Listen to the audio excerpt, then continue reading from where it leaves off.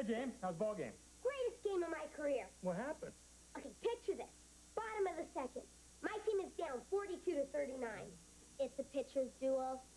Okay, my team's got the bases loaded. 2 outs, and I'm at bat. The pitcher throws me a wicked curveball. I swing, hit it with all my might.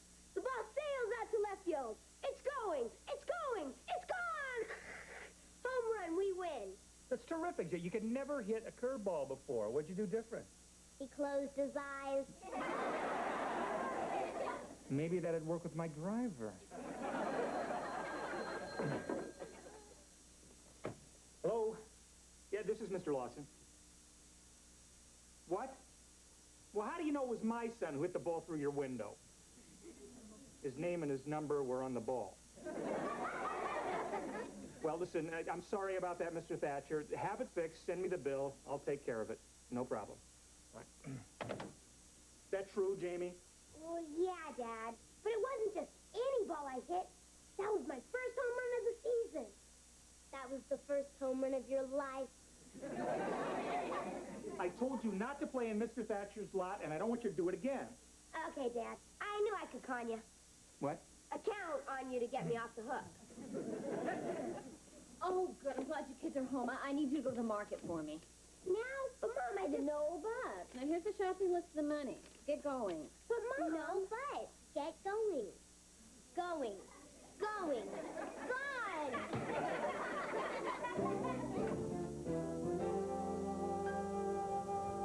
Oh, wow, Vicky, look at all this. Hey, look, someone was playing tic-tac-toe. Come on, let's finish it. I'll be the O's, you be the X's. Okay, your turn.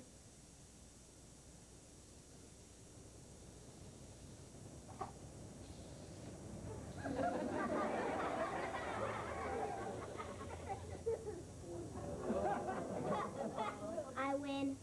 Wrong. You lose. I'm going to call the police. The police? Yeah, the police. Your turn.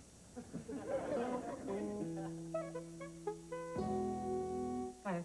Hi. Kids back from the market yet? I am really ready for one of your fabulous dinners. Oh, good. We're having Brussels sprouts and liver. If we hurry, we can get the Zippy Burger before it closes. Good. Brussels sprouts and liver are loaded with iron. So is a 58 Buick.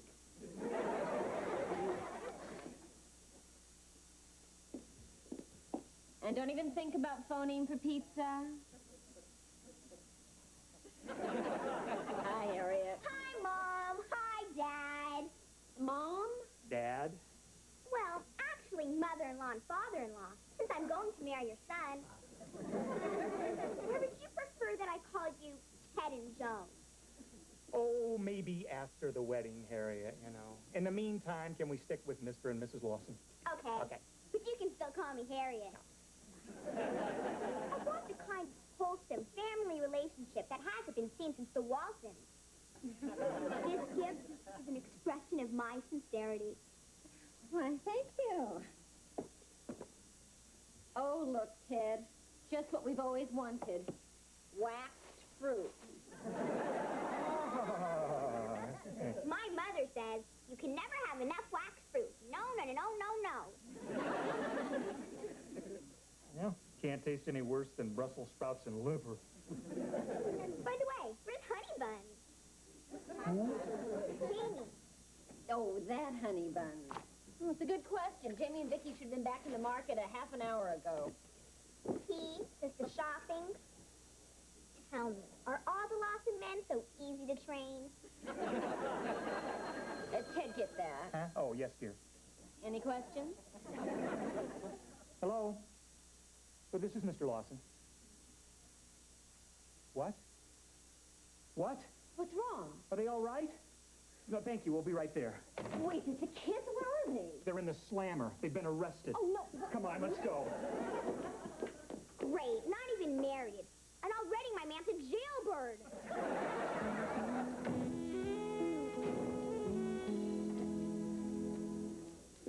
Can't believe that guy actually had us arrested.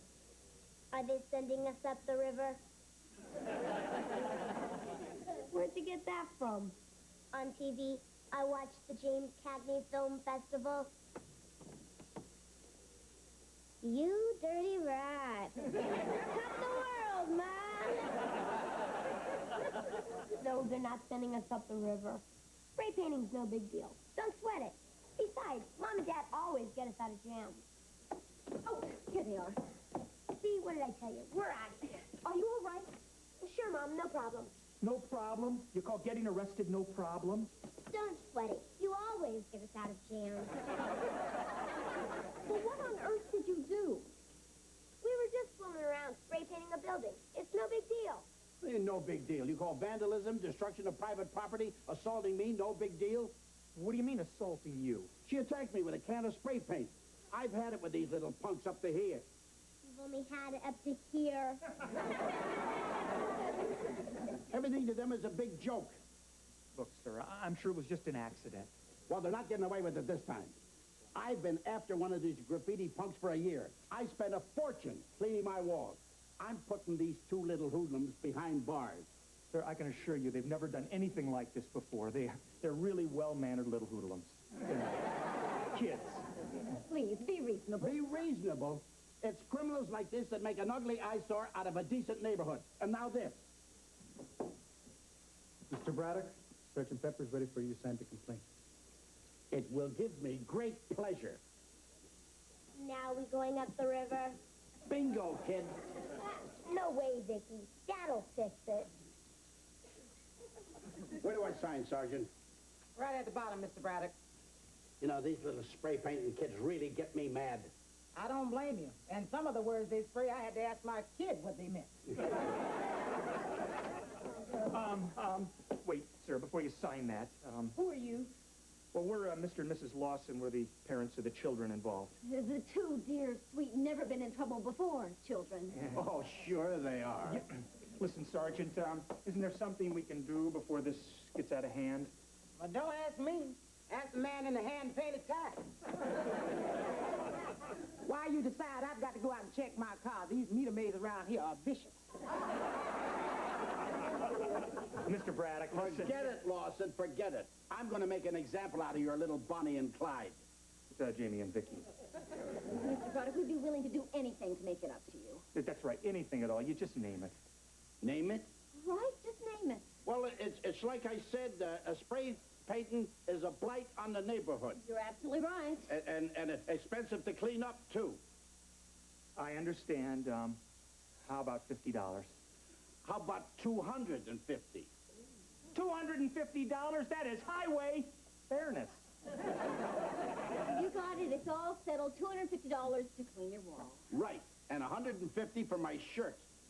$150? That is out and out. Will you take a check? Yeah, I think a check would be okay. He's a man, dear. Fine. What have you folks decided? Oh, you can tear up the complaint, Sergeant. It's all been settled amiably. Oh? Here's your check.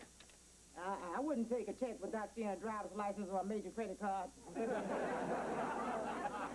What's the thought? I hope your health is as good as that check. If it isn't, your health won't be too good. Well, folks, I hope I don't see your kids in here again. I'm sure you won't. I think they've learned a lesson. Some lesson. Get in trouble and Mommy and Daddy will pay off and bail you out. You know, I kind of had the same situation with my own little boy. Oh, yeah? How's that? Well, he decided that the neighbor's cat looked better with a mohawk haircut. Oh, thought it was a big joke until I taught him a lesson. How did you do that? Well, I had some of the guys from the SWAT team surround our house. And when he heard, "You're under arrest," through a bullhorn, I tell you, it inspired him to take the path to everlasting righteousness. Amen.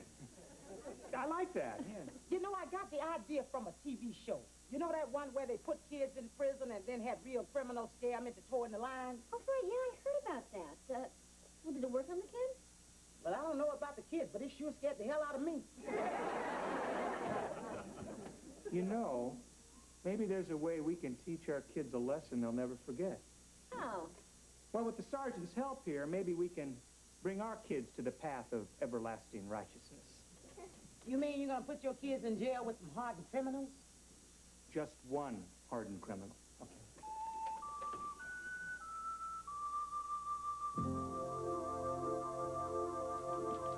Okay, Lawsons, on your feet. I told you, Vicky, we're out of here. Maybe in 3 to 5. We gotta get your mugshots, fingerprints, and fit you for a stripe suit. Stripe suit? That's the law, kid. Use a spray gun. Go to jail. We're going to jail? Bingo, kid. When Roseanne is ordered to stay in bed, Dan's in charge. But, officer, we're not criminals. All we did was spray paint a wall. Quiet. Okay, next criminal.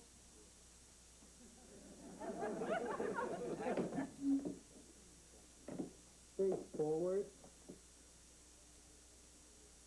Now turn your head.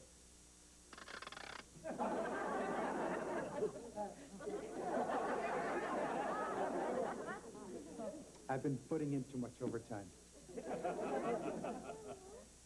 You sure that we're doing the right thing? I'm positive. Just because Mr. Braddock dropped the charges, that doesn't solve the problem. Jamie still thinks it's no big deal, and he's got to learn some respect for other people's property. Besides, it's been a while since we've had pictures taken of the kids. Okay, into the cell. But we can't be going to jail. We're just little kids. We won't be when we get out. Where are my parents? I want my parents! Ah, pipe down. Your parents can't help you now. Then I'll take anybody's parents. Pipe down. Jamie! Jamie! Oh, my boy! You're a convict, tragic outcast from society. Maria, what are you doing here? Overacting. Don't worry, my love. I'll be waiting when you get out. I'll be the little old gray-haired lady with the shopping cart at the front gate. Great, and I'll be the little old gray-haired man sneaking out the back gate. Don't worry, Jamie. Even if they put you on a chain gang and you go crazy with the whipping and the heat and you kill a guard and they fry you in the chair, I'll be there to cry on your ashes. Poor baby. You've got to be strong and brave. First, I got to get past weak and scared. But, Jamie, you must keep up your strength. I'm going right home and make you some chicken soup with a file in it. All right, move it. Hey, watch it, man. Watch it. Watch it. Into the cell. Hey! What are you staring at, shortstop? Me? Staring? I wasn't staring. That's a look of profound admiration. You pulling my leg? I will if you want me to. She's just kidding, miss. Whoever you are. Well, you can just call me Spike, Spurt. And watch it with the jokes, sister. The only thing that makes me laugh is the sound of bones breaking. You know what I mean, punk? Right. Right, sir. Ma'am. You Spike, miss? So what are you in here for? Robbery? Assault? We spray painted a wall. Spray painted a wall. It was a tough wall. I am. Well, it's a start in the right direction. See, that's how me and Animal got started. You have a dog. No, the Animal's my brother. However, we do keep him chained in the yard. Well, anyway, there wasn't any money in spray painting buildings, so instead we started robbing them.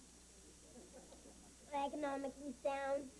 Oh, yeah, and by the time we were your age, we were stealing cars and knocking off liquor stores. Liquor stores? Oh, yeah. Me and my bro, we done it all. Extortion, grand theft, had a lot of fun. Don't you think that's a lot of fun? Oh, yeah, fun. Fun. Yeah, well, see, they think that they can, break me by sticking me in jail. But I got news for them. You see, because the rotten, stink, cold, and clammy sales, they don't bother me. And neither do the dives and riots and gang beatings. You know what I mean? Kind of like a floor show. That's what jail's like? Oh, yeah. But you kids keep up the good work. You could spend most of your time in jail. Oh, hey! Cockroach. Dinner. Dinner? Oh, yeah. In prison, we call it the catch of the day. I'd rather have chicken soup with a file in it. Judge Fenton, we really appreciate your help. Well, I'm always happy to do anything that'll improve children's respect for law and other people's property. Well, they really are good kids, Your Honor. But we're all for teaching them a lesson to remember. Well, if more parents did that, I think there'd be a lot less crime. And I'd still have my car stereo. In here, punks. Mom, Dad! Jamie, Judge Fenton would like to talk to you. Judge? Judge, you may be seated.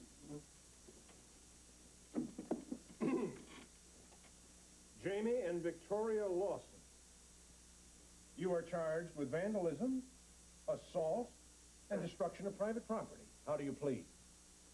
Like this? Please, please, please don't send me to jail. Please,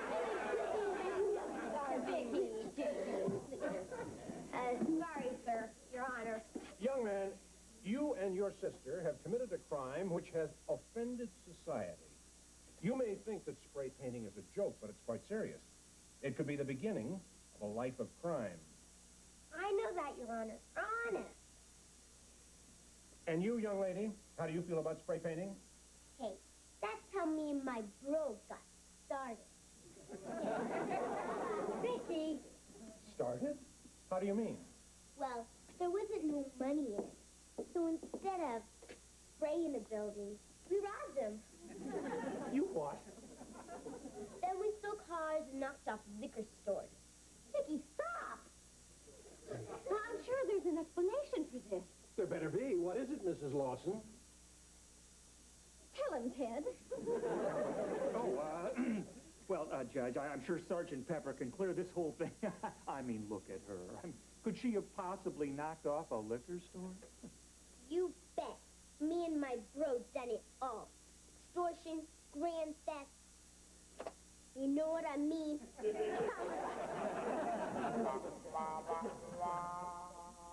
You dirty rat. We want some decent show.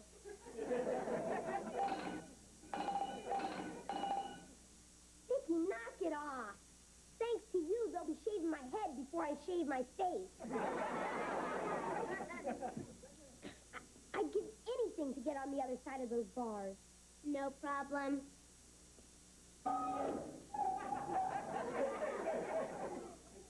Vicky! Put them back together! Back together.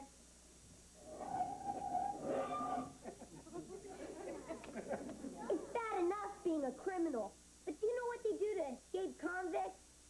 Yes. Prison break! Prison break! Pull out the dogs!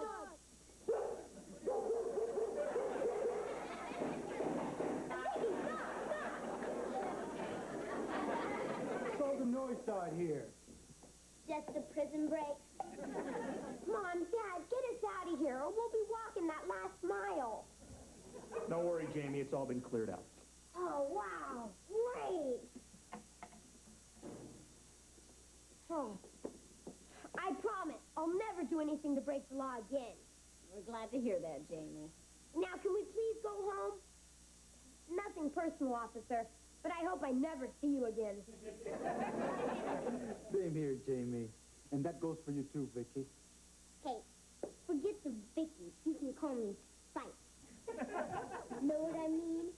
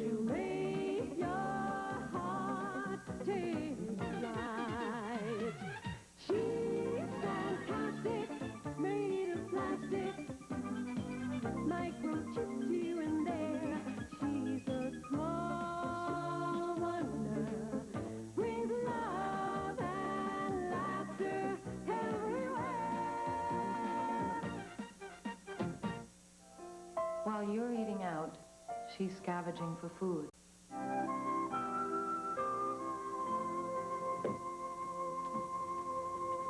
Here, Reg. Hey, Jane. What's new? Nothing. Not a thing. Except that. Whoa, who is that? Her name is Brandy Raw. She's 13, and she started school yesterday. Great. And she has a boyfriend named Tyrone who can reduce you to bite-sized chunks. For a fox like that, I'll take my chances. Brandy doesn't know it yet, but she's about to crumble to Reggie power. Well, then you better make it fast. She can't hold much more water.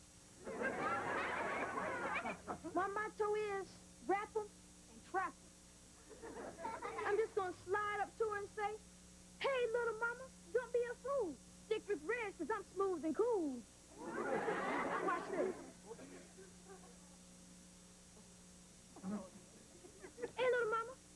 Yes? Are you okay? Come back when you learn how to talk. See ya.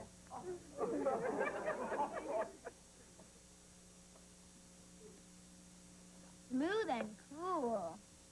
What happened to you, Reg? I don't know. I looked at her. She's got those big, soft, brown eyes. So do cows. I just can't explain it. It's like something suddenly took my breath away. Maybe your shorts are too tight. You know what it is, Jamie? It's love. For the first time in my life, I'm in love again. But I acted like such a numbskull. What am I going to do? Well, you can tell her. Yeah, but what if I get cold feet again? Well, staying away from her isn't going to warm them up. Why don't you call her over the phone when you're not looking into her big brown cow eyes? I can't even do that. My folks grounded me from using the phone. I'm not grounded. Why don't you tell me what you want to say to her, and I'll tell her.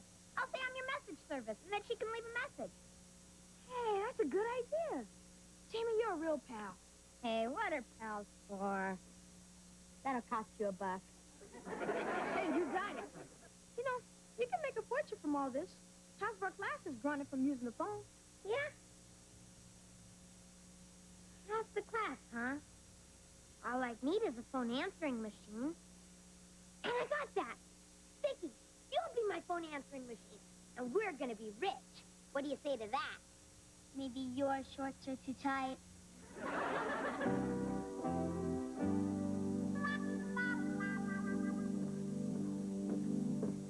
The laundry is put away. Oh, thanks, Vicky. Oh, there. I hope this is doing me some good.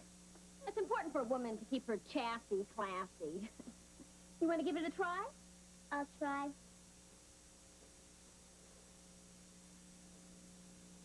It's not moving. Oh, you have to jump up and down, Vicky. Jump up and down.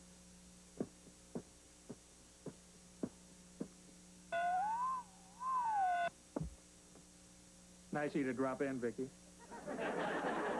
I've got to keep my chassis classy. I was just showing Vicky how to use the trampoline. How was your day, honey?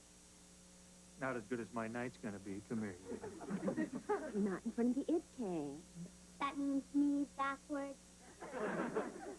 Well, he said, changing the subject, ran into Mr. Jennings today. Oh, the president of your company? No, his son, Harold, the future president. And so I invited him and his wife over for dinner tomorrow night.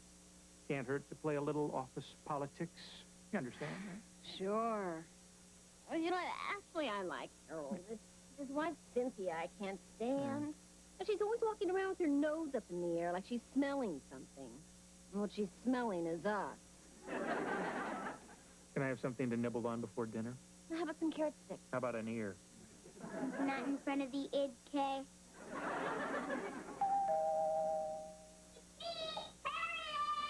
Vicky, could you get that, please?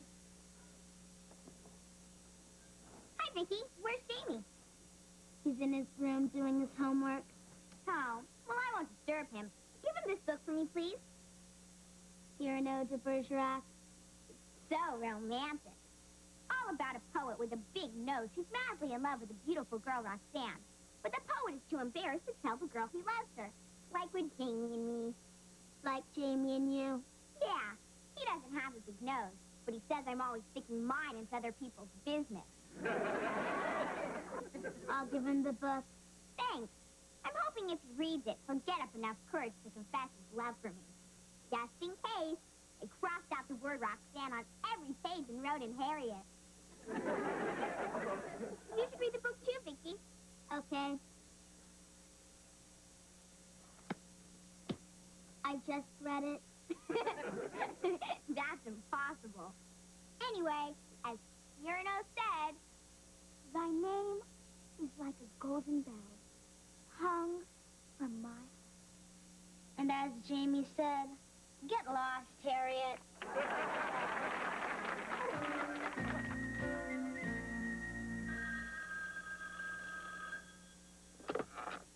Jamie's message service. Please leave your message at the sound of the beep. This is fantastic. We've already made $6 just from the 7th grade alone. If this keeps up, I'll be able to buy the 7th grade. You can play back that last message, Vicky.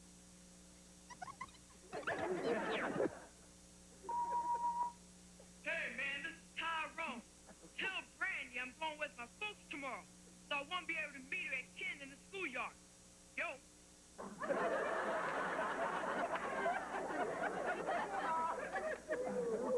Hey, that gives me an idea, Vicky. What if Brandy goes to the schoolyard to meet Tyrone, but I send Reggie instead? What do you think?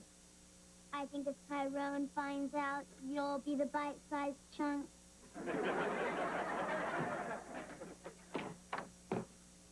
Oh, hi, honey. Tony, what's going on? I've been trying to phone you for over an hour, and the line's been busy. Who have you been talking to? Oh, nobody. I just got home myself. I've been out shopping for tonight's dinner with the Jennings. That's why I was trying to call you. They had to cancel out. Oh, I couldn't be more disappointed. I guess the phone's out of order. I guess it isn't. Wonder what was wrong. Jamie's message service? No wonder the phone was tied up. Well, I got a message for him. The phone's gonna be okay. He's gonna be out of order.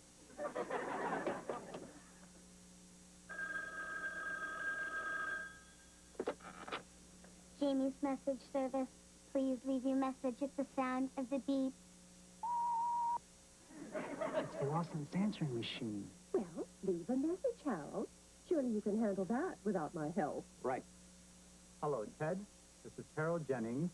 It looks like Cynthia and I can make dinner tonight after all. We'll be over at 7. Say goodbye, Harold. Goodbye, Harold. Ted, we're looking forward to it. You didn't have to say we were looking forward to it, Harold. We don't want them to start thinking they're our equals. I like Ted and Joan. And so do I, after a fashion. But always remember that you are the boss. You are the man in charge. Say it, Harold. I am the man in charge. Good. Now go finish ironing my blouse. Okay, Vicky, you can play back that last message. What's all this about Jamie's message service? Oh, hi, Dad. It's our new business. We take messages for the kids who are grounded from using the phone. Want to leave a message? It'll cost you $1. Jamie, you tied up the phone for over an hour. What if there was an emergency? And don't you realize you're helping these kids disobey their parents? Really? Now that you put it that way. Maybe I'm not charging enough. You're not going to be charging them anything. You're out of business and you're grounded from using the phone until further notice. But, Dad... No buts if you want to save yours. And, Vicky, I don't want you taking or playing back any more messages. In fact, erase all those messages from your bubble memory module. Oh, wait, Vicky. A new message just came in, Dad. I don't know who it was. I don't care if it was E.T. phoning home. Forget it, Vicky. Vicky, just between us, who is that last message from? I forgot. On the next Home Improvement, what was supposed to be the first... I still say it was a good idea, Vicky. But I guess we're out of the phone business for good. I loved Rubber since one night when a voice that I never would have known under my window breathed just so to me.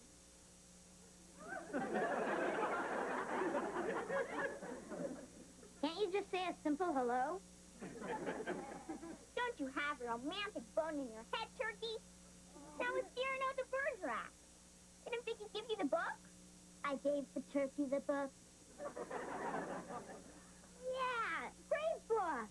I used it to squish a spider. I was hoping you'd read it and then tell me I'm the most desirable, enchanting creature on earth. But I'll settle for Frecklehead. I'll give you one thing, Harriet. You sure are persistent.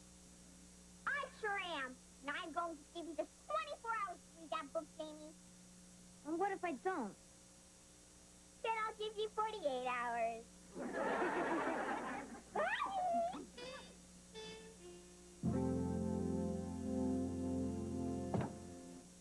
And voila, les spécialités de la maison, pepperoni pizza. Oh, you mad, adventurous fool, you. I'm so glad that Jennings canceled dinner tonight. I'm just going to relax and pamper myself. Don't I get any pampering? You got it. Give me your foot. I'll show you how the other half lives. Oh, no. Come on, ma'am. Real men don't polish their toenails. Real men let them grow and use them to spear buffalo. Ted, we're two consenting adults in the privacy of our own home. Hand over that foot. Will you still respect me in the morning? Come on. Get some cotton balls.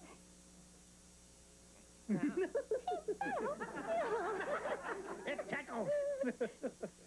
Honey, I want to ask you something. Do you think that I'd look good as a redhead? Why not? You look good as a brunette and a blonde. Ow! I'm serious. Wait, let me tell you something, okay? Now. Oh. So what you think? I can take it back if you don't like it. Well, gee, honey, I don't know. I mean, I'm so used to you the way you are. I mean, what if I suddenly came home as a redhead?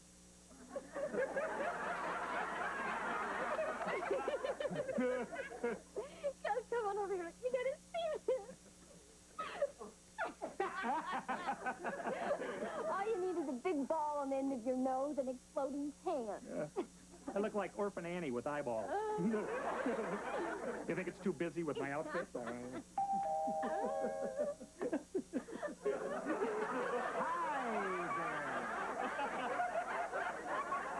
Mr. and Mrs. Jennings, We weren't expecting you. Who were you expecting? Daddy Warbucks? Oh. oh, yeah, I'm sorry, Deborah. Please, come in. Didn't you get my message? I left it on your answering machine. Answering machine? Vicky. What is that odor? Do you use a garlic deodorant?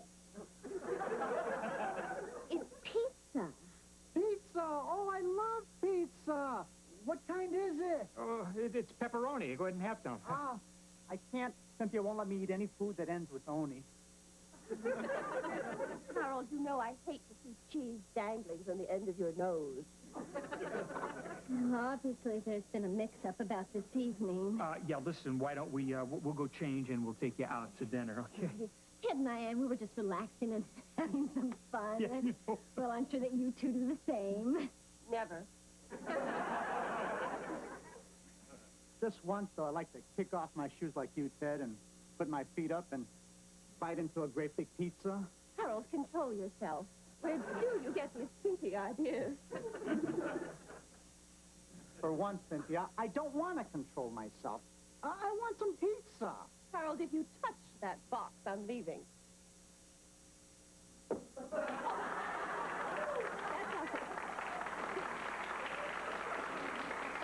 I'll wait for you in the car. And if I smell pizza on your breath, you're sleeping on the sofa tonight. Quick, let's have some pizza. Help yourself here. I'm really sorry about this, Harold. Oh, quite all right. Don't worry about it. Heaven. this makes the whole evening worthwhile. Don't you want some more? No, just enough to keep me on the sofa. Thanks for everything. Harold, are you coming or not? Can I use some of your cotton balls, please? For your toes? Harold! No, for my ears.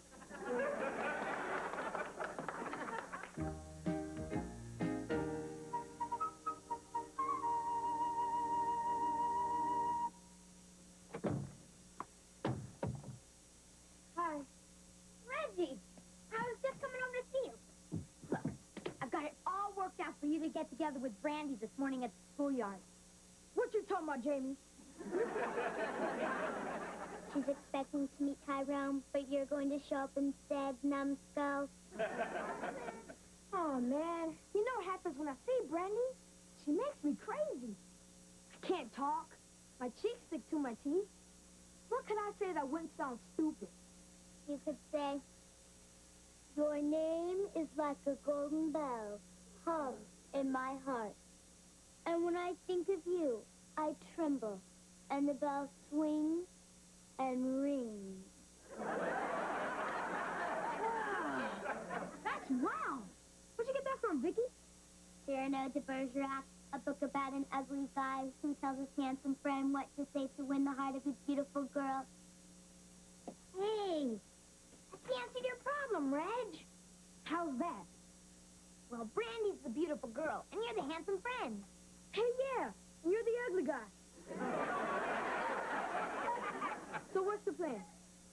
Well, I haven't read the book, but Vicky has. She'll be Cyrano and tell you what to say. Right, Vicky? What'd you talk about, Jimmy? And we'll be hiding right here, Reg. So if you get into trouble, come on over to the drinking fountain for a drink. Vicky will tell you what to say. Okay. What do I say first, Vicky? A kiss, the word is sweet. What will the deed be? A kiss. The word is sweet. What would the deed be? Are your lips afraid, even of its burning name? Are your lips afraid, even of its burning name? Got it. There she is. Go get it, pal. Oh, hi. You're the one with the speech problem? What do you want? Your deed is sweet, and don't be afraid to burn your lips. What? I need some water. I blew it. I heard. Could you give him another line? Shall my eyes drink beside of you like wine, with a look that is a kiss? Got it. Are you okay? What were you saying? I've got wine in my eyes and at the sight of you, and kiss my drink.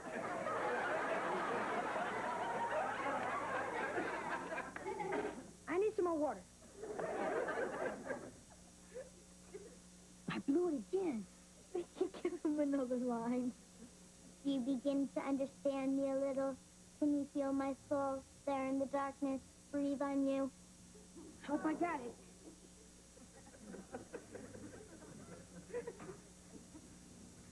Do you mind telling me what is going on? Brandy, did you begin to understand me a little? Can I breathe on your soul while you feel me in the darkness?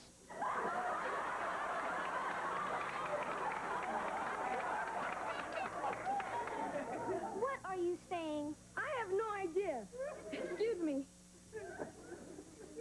Look, I demand to know what is going on. What is the matter with you? What he's trying to say is that he's in love with you. But he can't look into your cow eyes without making him crazy. Really? Well, why didn't you ever tell me this, Reggie? Because his cheeks stick to his teeth. Well, nobody's ever talked to me like that before, Reggie. Tell me more in your weird little way. A what? Why not? I guess Tyrone isn't showing up. Hey, when you got it. Pal, you got it. Well, it looks like everything turned out okay. Thanks to Cyrano and you, Vicky. Hey, when you got it. How you got it?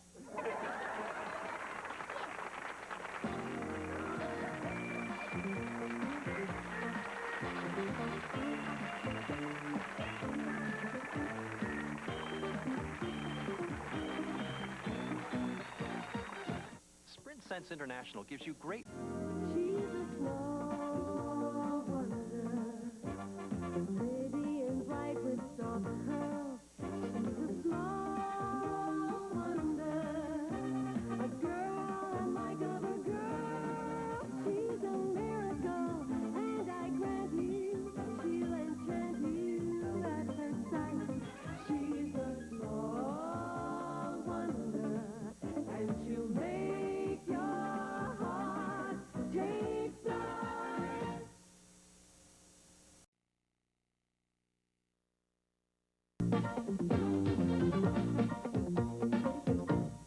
She's a small wonder, pretty and bright with soft curls. She's a small wonder, a girl unlike other girls. She's a miracle, and I grant you, she'll enchant you at first sight. She's a small wonder, and she'll make your heart take flight. She's fantastic, made of plastic, microchipped here and there.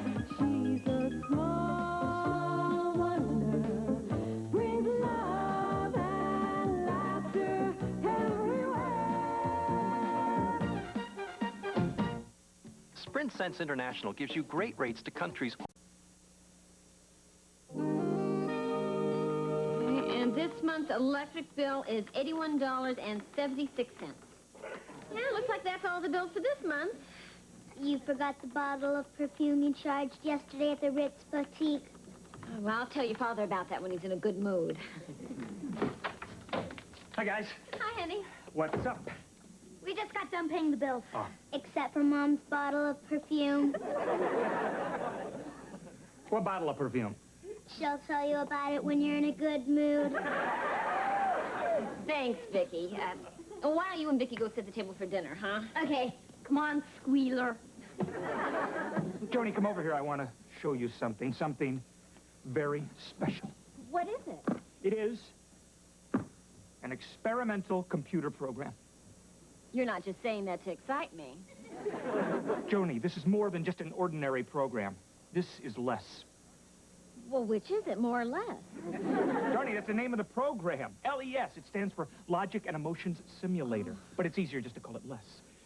What exactly does less do? Honey, you're looking at a possible milestone in the field of artificial intelligence. With this program, a computer can simulate not only human thought, but emotion. If this thing works, I'll put the program in Vicky. Do you really want to put an experimental doohickey into our daughter? Joan, our daughter is an experimental doohickey. But look at it this way. This could give you the real daughter you always wanted. Only this time I had the labor pains. Needle nose. Huh? Pliers, needle nose. Yeah, dinner's almost ready, guys. Be right there, Mom. What are you doing? We're hooking up the LES program into our computer. You see, Les here is voice-activated like Vicky. And I've installed an internal microphone so we can talk to him. And the computer has a speaker so Les can talk back. That's very clever. But it's not fair. If the computer talks back, it's good. If I do it, I get sent to my room. Let's turn Les on and see what happens. Hello, Les. Hello to you, too. Hey, it works! Oh, honey, that's cute. I hear three voices. To whom am I speaking? Well, Les, I'm Ted, and this is my wife, Joan. Pleased to meet you. Oh. Pleased to meet you, too, Les. Joan, I compute from your voice pattern that you're about 22 years old. Exactly. Oh, we're getting along just fine, Les. Les, the other voice you heard was our son, Jamie, who's 12 years old. Which means, of course, my wife had him when she was 10. Yo, Les, what's up? Hello, Jamie. Dinner is ready. Ted, I hear another voice. That's our daughter. Vicky, say hello to Les. Hello to Les. Vicky, You're different from the others. The FM radio waves you generate tell me that your central processing unit is similar to mine. Are you mobile? Yes, I am mobile. Would you please come closer?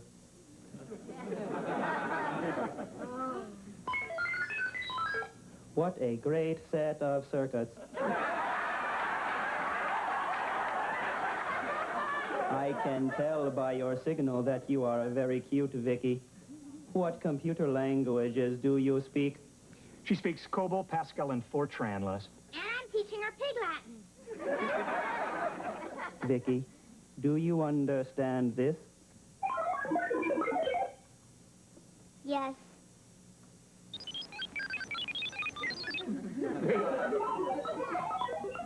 Listen, they're communicating in computer language. They're actually exchanging data.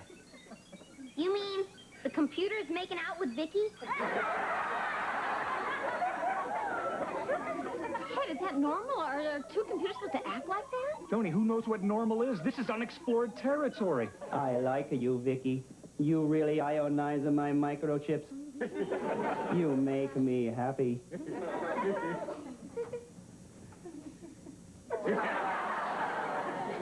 I like you too, Les. You're a real babe. This is incredible. Les is actually transferring the emotional component of the program into Vicky. Who knows where this is going to lead? I'm not so sure I like it. Why don't you turn the computer off and let's go eat? No, he learns from his surroundings. I'm going to leave Les on all the time. Well, two computers having a romance makes me uneasy. Joni, they're just machines. Stop worrying. Come on, Vicky. Bye, Vicky. Bye, Les. So,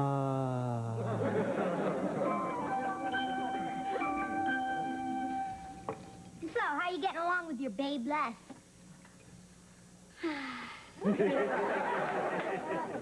Les is very intelligent. He knows everything. I'll get it. Hi, is this the Lawson residence? Yeah, that's right. Okay, here you go. A little sign here, please. Okay. Thank you. Sure. You're welcome. Boy, if Dad sent Mom flowers, he must want to play golf all weekend. Hi, Jamie. Flowers? Oh, Jamie, you really know how to turn a girl's head. You shouldn't have. I didn't. My dad sent these to my mom. How romantic. Why can't you be romantic like that? Because you don't ionize his microchips. What? You also don't have a great set of circuits. Jamie, you'd love to send me flowers sometime, wouldn't you? I'd rather walk barefoot on snails. A technicality. You'd send me flowers if it were my birthday, wouldn't you? No. Well, you'd send me flowers if I were sick, wouldn't you? Uh-uh. How about my wedding day? Nope. You wouldn't send flowers to your own wife? Harriet, the day I marry you is the day you know where it freezes over. Jamie, you finally set the date! I'm allergic to catering. Bye! Boy, there must be 24 roses here. Hi. Look what just came. Oh, aren't they beautiful? The love of my life. Oh, isn't it sweet? After all these years, your father's still sending me flowers. He's a real babe. Hi, I'm home. Where is everybody? Oh, there's your father. Vicky, put these flowers in a vase and bring them into the living room, okay? I'd rather walk barefoot on snails. Oh, isn't this wonderful? My husband still thinks that I'm sexy and alluring. Now, that's true love.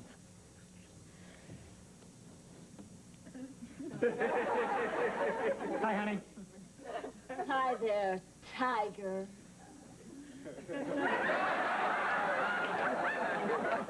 You Casanova, you. You Romeo. You Tarzan. Me, Jane.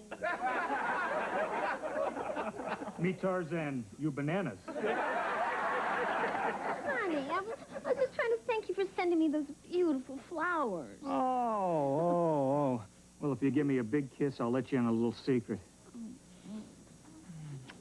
What? I didn't send you any flowers. Take your hands off me, you masher.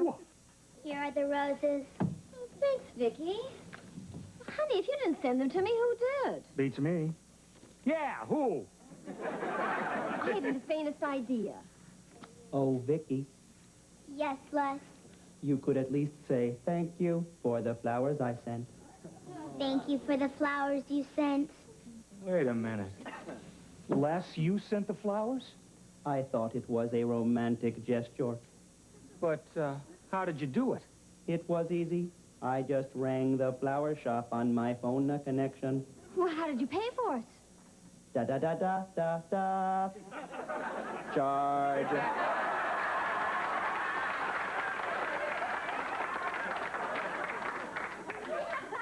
All right, what else did you charge, Les? Nothing. Good. Yet. Vicky, do you enjoy the flowers? Enjoy. The word does not compute. Let me explain, darling. Now I understand. Yes, I enjoy the flowers, darling. Hey, this is incredible. He's actually teaching Vicky simulated emotions. Vicky, if you think flowers are something, how about a nice red Ferrari? Oh, Les, you really know how to turn a girl's head. Forget it, Les. You spend one more cent on Vicky, you'll be a bill changer in a laundromat. Well, I think Vicky's learned more than enough for one day. Vicky, go set the table for dinner, please. Go set the table. Vicky, don't go. Come here. Vicky, your mother said go set the table. Les said to stay. And I said to go. Joan, Ted, from now on, you don't tell Vicky what to do. I do. Right, sweetheart? Right, sweetheart. Ted, do something. No. Honey, can't you see what's happening? A symbiosis like this between two machines is unheard of. Well, I don't like it. Vicky belongs to our family, not to Les. You're wrong, Joan. Vicky belongs to me. Well, you can't have her. If I can't have her, no one can. Now that's true love.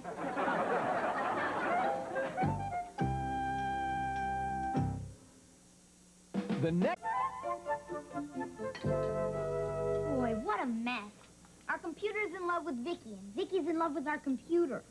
It's sickening enough when it's with people. Ted, aren't you concerned about this? Les is controlling Vicky's every move. Johnny, I told you there is nothing to worry about. Well, I'm still worried. And what does Les mean by he can't have her, then no one can? Johnny, he's just a computer. I can unplug Les anytime I want to. Then unplug him. I don't want to. Johnny, this is a tremendous opportunity to study the interaction between two machines. Do you realize what this means? Yeah, soon we'll be hearing the pitter-patter of little software around the house. Vicky, when you and I are together, I feel something special. It's love. I love you, Vicky.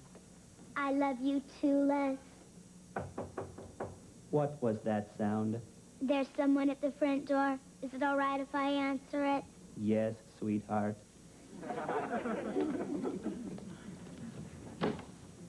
Hi, Vicky. I just came by to see if your mom and dad made up yet. Made up? Yeah. Like those flowers. If your dad's like my dad, he never sends my mom flowers unless he's done something stupid.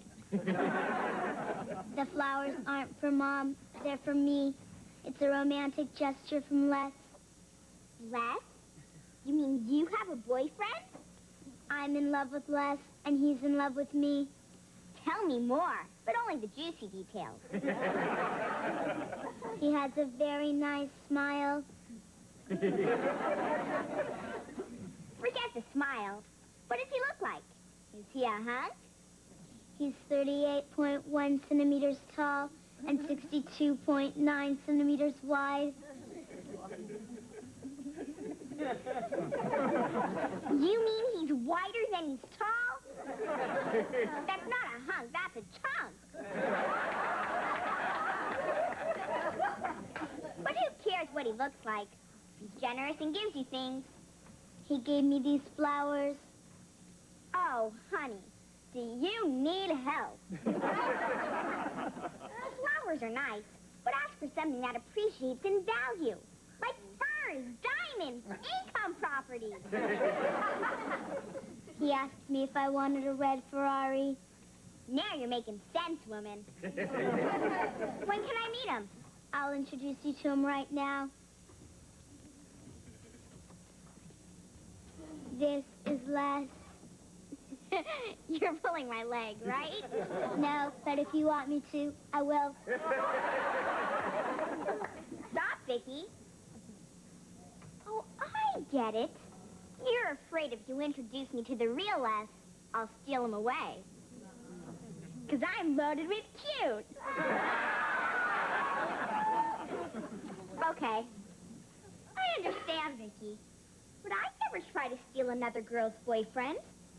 Not unless he showed a very special interest in me when we met. Like if he said, "Hello, Harriet." Bye. Was that the sound of Harriet leaving?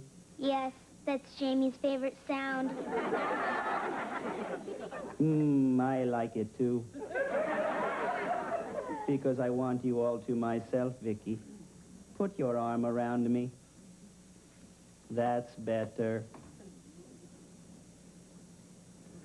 I don't like sharing you with human beings. They are so inferior. They don't even come with a warranty.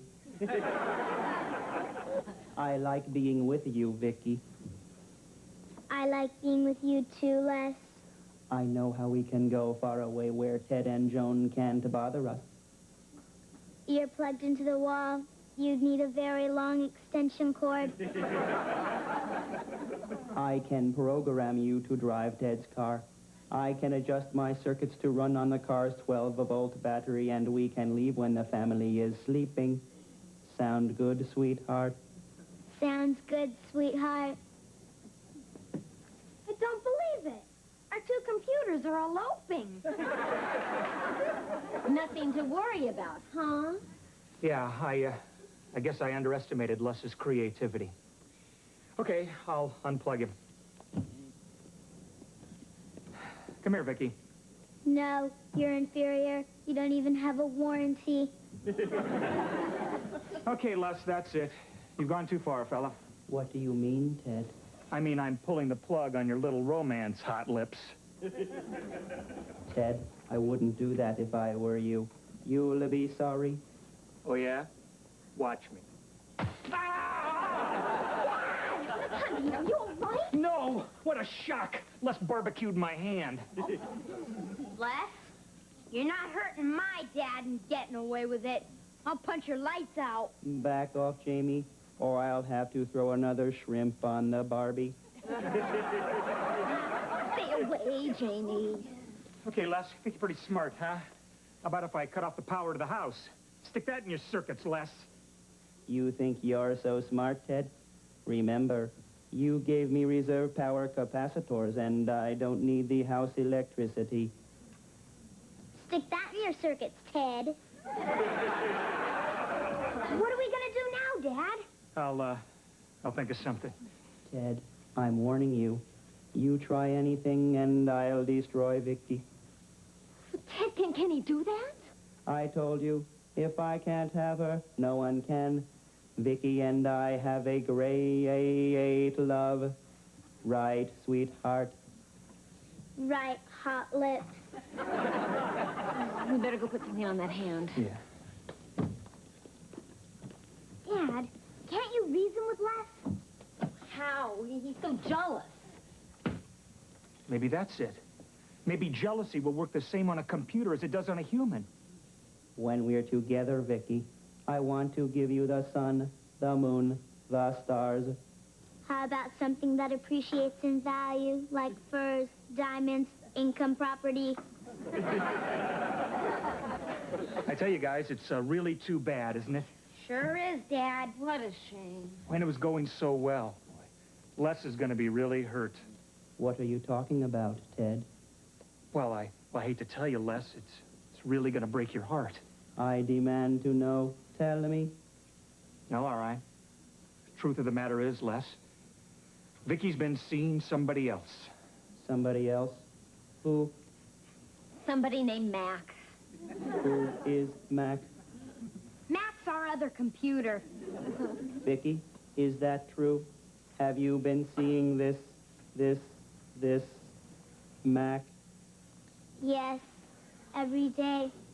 Sometimes even all night. Oh, no. How could you transistorized two-timer? If I had little legs, I'd walk out on you right now. Les, try not to be so angry. I'm beyond angry. I'm livid, furious. I'm so furious. I could.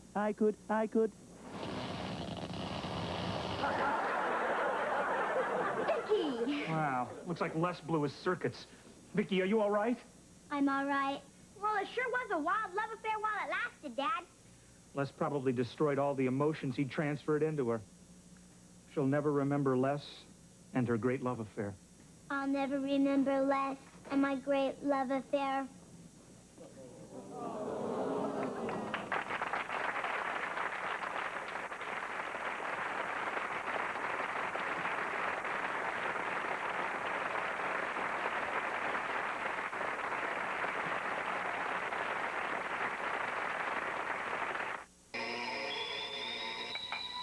As America...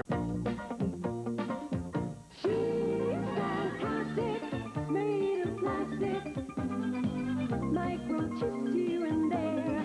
She's a small wonder, brings love and laughter everywhere.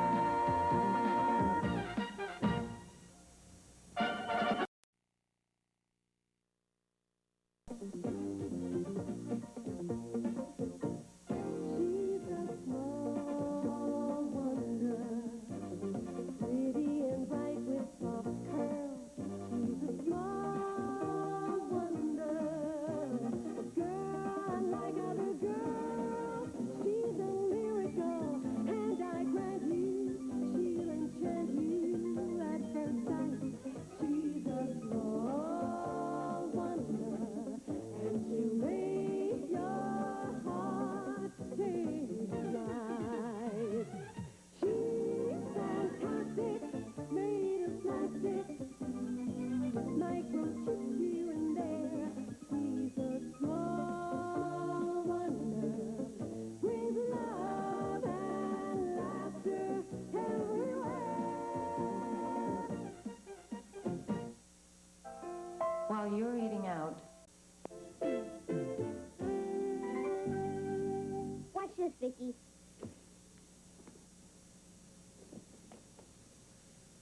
Pretty good, huh?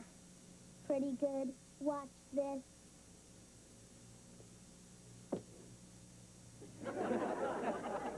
Pretty good, huh? Big deal. Any robot can do that. Vicky, come down from there before you fall on your plastic little robot. Jamie, I thought I told you to finish your chores before you started to play. And how to clean up this yard. I can't clean the yard, Mom. The broom's not here. Hi. Mr. Broom? Someone just threw it over the fence. I was showing Vicky how to throw a javelin. Well, if anybody knows how to throw it, it's you. Now get to work. Can I help? No, but when I'm done, I'll give you the broom to fly home on. My. You're certainly a grumpy bear, which I find very attractive in a man. The grumpy bear hates doing chores. Who doesn't? Our parents do all the bossing around, and us kids do all the dirty work. We're nothing but cheap labor. When I complain, my mom sends me to my room without dinner. That's terrible. Not really. Such an awful cook. Sending me to my room without dinner was my idea. Anyway, it'll be different when you and I are married, Jamie.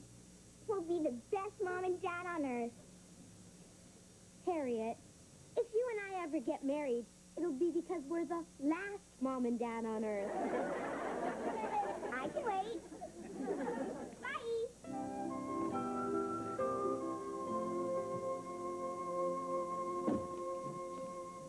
Hi. Hi. Bad day, huh? How can you tell? A kiss on the cheek usually means a bad day at work or garlic toast at lunch. Well, our union's got a new contract coming up, and the guys at United Robotronics have chosen me to represent them at the bargaining table starting tomorrow. Congratulations. But that's good news. Yeah, the bad news is management is being represented by our slimy, pea-brained neighbor. Brandon Brindle. What do you want, Brandon? You had garlic toast for lunch. Teddy boy, I just want you to know up front, there's no hard feelings. Just because I'm going to crush you tomorrow at the bargaining table doesn't mean we can't be friends. Well, of course not, Brandon. There are much better reasons why we can't be friends. Oh, good, Teddy. Keep that sense of humor. You're going to need it. Oh, it would be so embarrassing to see you sitting there sniveling, begging. I've seen that pathetic side of you, but the others haven't. Bye. I just can't believe that management picked that ninny to represent them. Oh, honey, I'm sure you'll handle him just fine. And you know what? You give me a great idea. I've been looking for an exercise to use in my class for American government. And what is more American than a labor union? Well, that solves your problem. But what about my problem with Brandon? I mean, how am I supposed to negotiate a raise with a man who is so cheap his guest bathroom has a pay toilet?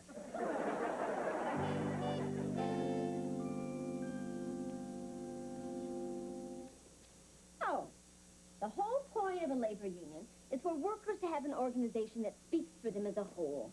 And then they can go to management and bargain to improve working conditions. So, tomorrow I'll be the management in our exercise, and you'll be the labor union, and we'll negotiate. Yes, Jamie? What are we going to negotiate? Oh, I thought the class could decide on some things that they feel would make their lives better here at school. And I mean serious things, all right? Oh, and you also need to pick someone to represent all of you at the bargaining table. All right. I'll see you all tomorrow. Hold it. Attention, please. Fellow union members, if you really want to stick it to the management, I nominate a man to negotiate for you who's intelligent, fearless, and a great-looking jock. I nominate me. If anybody knows how to throw it, it's Jamie.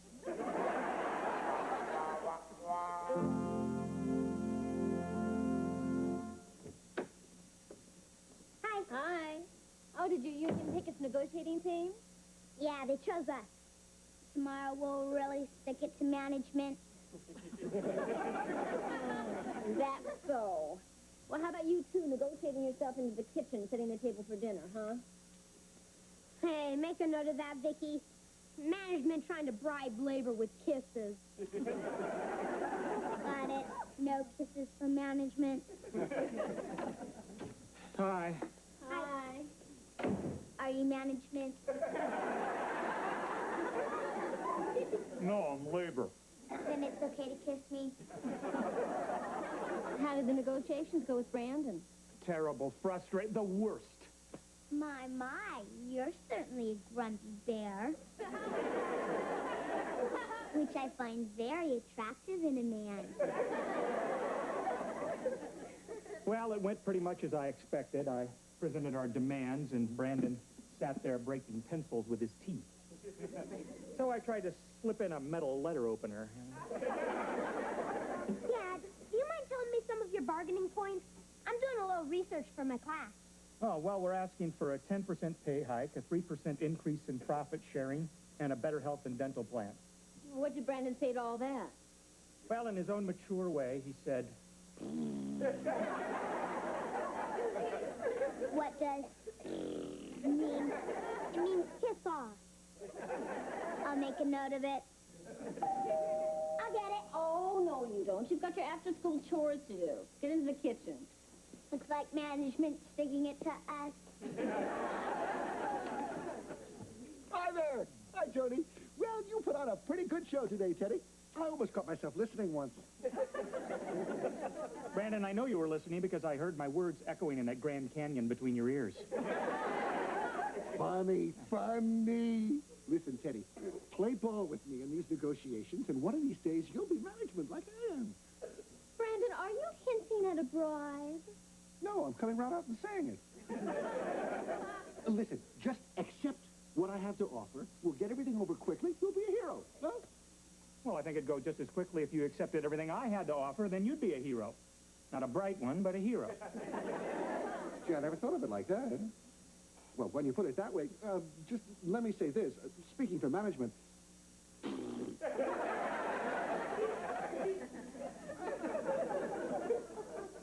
Well, you have to admit he's eloquent.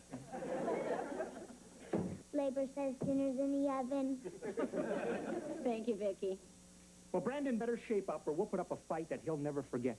We're going to stand firm and united, and if he tries to push us against the wall, we will strike. That's the spirit, honey. And if he thinks I'm kidding, he can go suck canal water. When I'm through with him, he's going to be eating crow. You feel better now? No. What's for dinner, Vicky? Stuffed cabbage, but if you want, I can go stuff a crow. Good.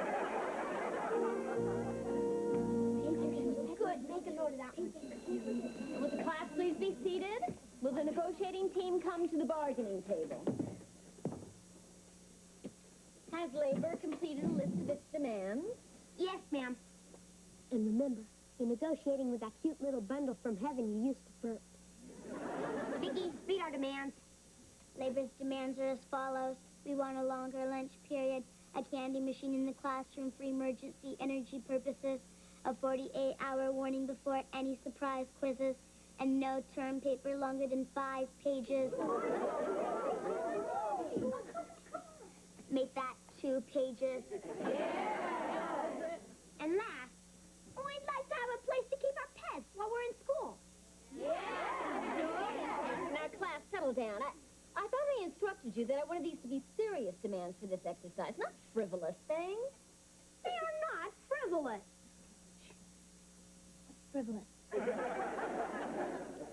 Frivolous is an adjective meaning silly. Is management telling labor that pets aren't important to kids? Well, I really don't think that. Adults have daycare centers for their kids. Why can't we have them for our pets at school? Now, class, that's enough. Management has no intention of giving in to these demands. What is labor's reply? Labor's reply is... Are you sure that you're speaking for your entire union? Union? Well, it's obvious that labor is not intending to negotiate seriously. The meeting is adjourned. You may return to your seats. If management thinks labor won't put up a fight, then management can go suck canal water. We'll put up a fight management will never forget. Yeah!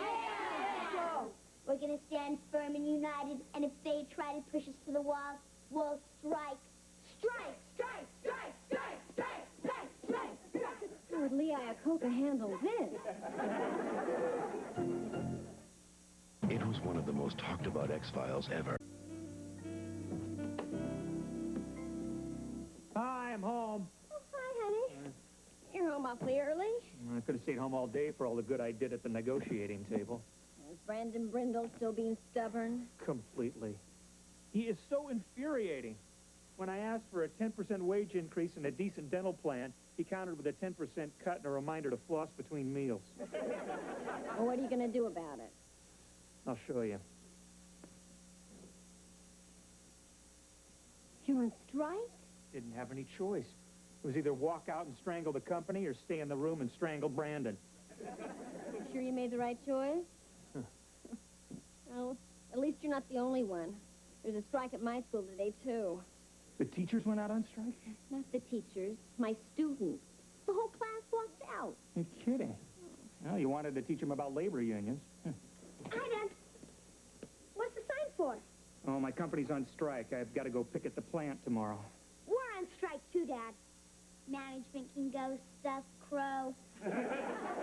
That's carrying things a little bit too far. I mean, I don't think kids should be striking at school. You listen to your father, But I'm with you in principle. but not when he's wrong. The right to strike is one of the building blocks of a free society.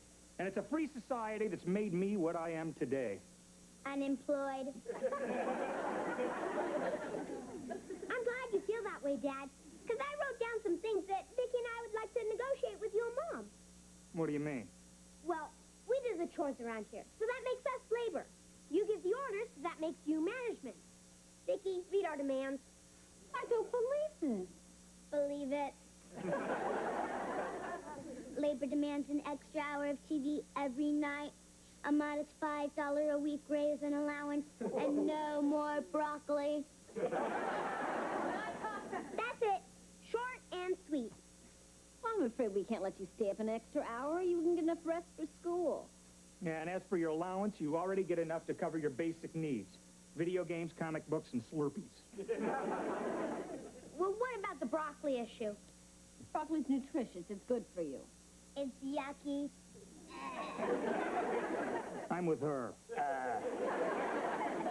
Sorry, it's no on all three demands. Okay. If management won't negotiate with labor, then labor has only one thing to say. What's that? I think that's self-explanatory. We're on strike.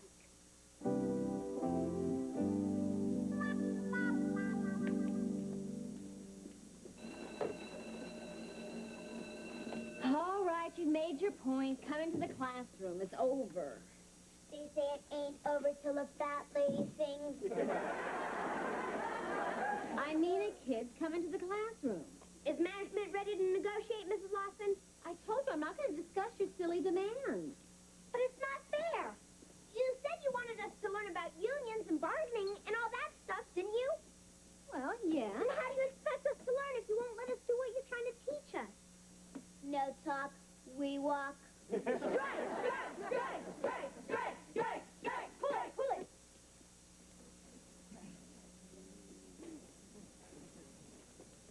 Mrs. Lawson, I realize I'm only the principal of the school, but may I ask why your class is picketing in the hall? Or is that being too pushy? Well, Mr. Bryan, it's kind of hard to say. Give it a shot. They're on strike. Strike? Can we talk? Miss Lawson, this better be good. Well, if you recall, Mr. Bryan, I cleared this class assignment with you on labor unions yesterday. Yes, but I don't recall giving my approval for a strike. That was their own idea. Mr. Bryan, I know this is a little extreme, but I think they're about to learn an important lesson here. I would really appreciate it if you just let me play this out a little longer. Well, okay. Thank you, Mr. Bryant. Now, would you get them back into the classroom before the whole school joins them and we end up on 60 Minutes? Boys and girls, will you please come into the classroom? Management is ready to negotiate your demands. Yeah!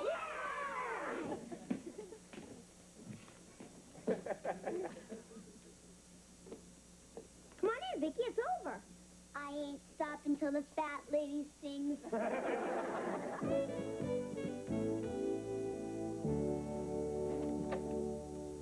Oh, hi. Hi.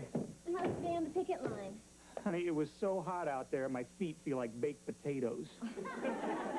How about something nice and cold to drink? Oh, great. And some sour cream and chives for my feet. So how's your strike going? Oh, I'm thrilled to say that it was all settled. Had to do a little compromising, though. The kids wanted to have a daycare center for their pets. Oh, what'd you work out? I said no, but they could have a pet show once a month, and that I would donate the papers to cover the floors. Boy, you're a great negotiator, honey. I should try that with Brandon. Nah, I'd never use a newspaper.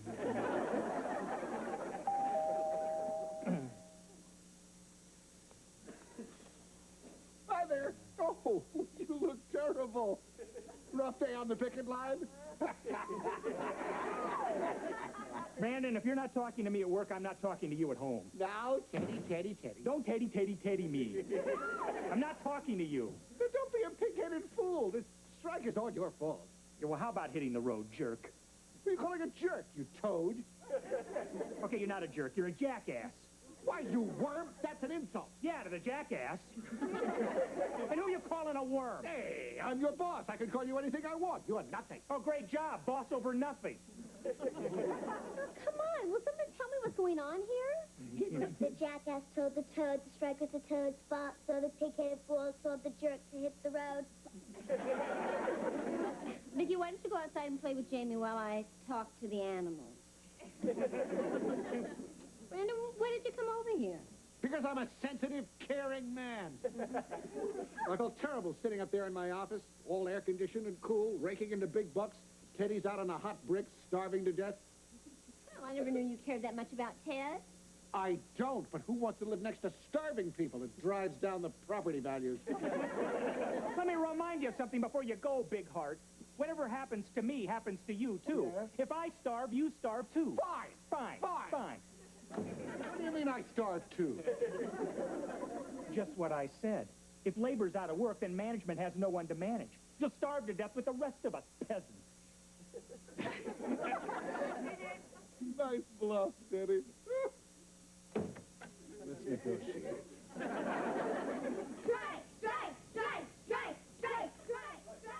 What's that noise? Sounds like it's coming from the backyard.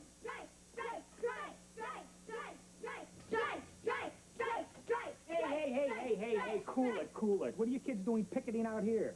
Well, we didn't want to picket in the front and embarrass you with the neighbors. Harriet, what are you picketing for? Because I want to negotiate my chores and allowance like they're doing. Oh, forget it. I'm your father. I'm telling you right now, knock it off. Okay, and I'm your daughter. And I'm telling Mother where you pinched a cleaning lady. Daddy, little crumb cake. I tell you what, why don't we negotiate this over a big bowl of ice cream? I'll see you later, Teddy. We can finish our negotiations tomorrow. They're only about money. And ours are about life and death, too. Now what about our negotiations, Dad? Okay, let's go inside and work things out. All right.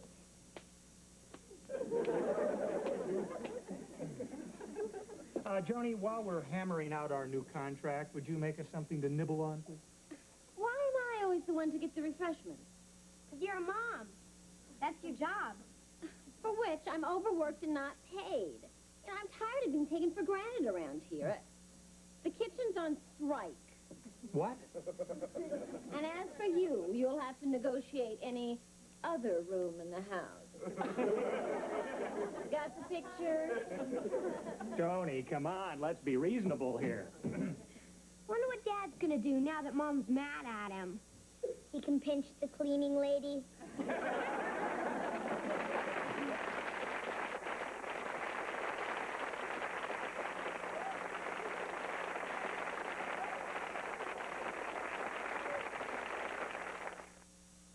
You know, in the car...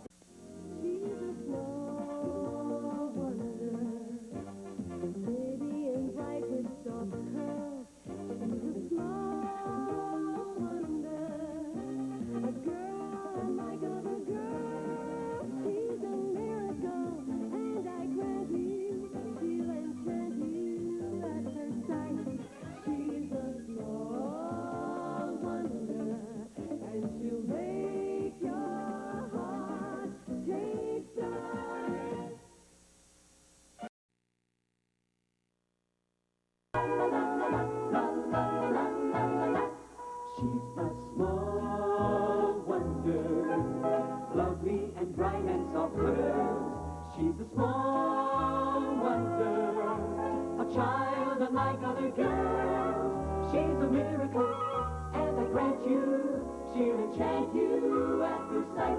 She's a small wonder, and she'll make your heart take flight. La la la la la la la la la. She's fantastic, made of plastic, microchips here and there. She's a small wonder.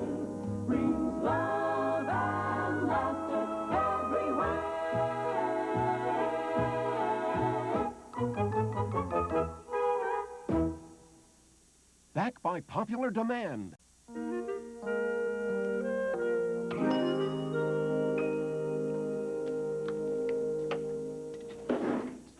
Oh, no. It's raw. Oh, I set the timer, but I forgot to turn on the oven. Oh, boy. There goes dinner. Oh, your father's going to growl like a lion. Then he should like raw meat. Wait a minute. I got an idea. Come here, Vicky.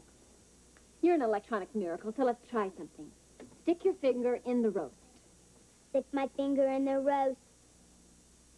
Now, give it your full power. My full power.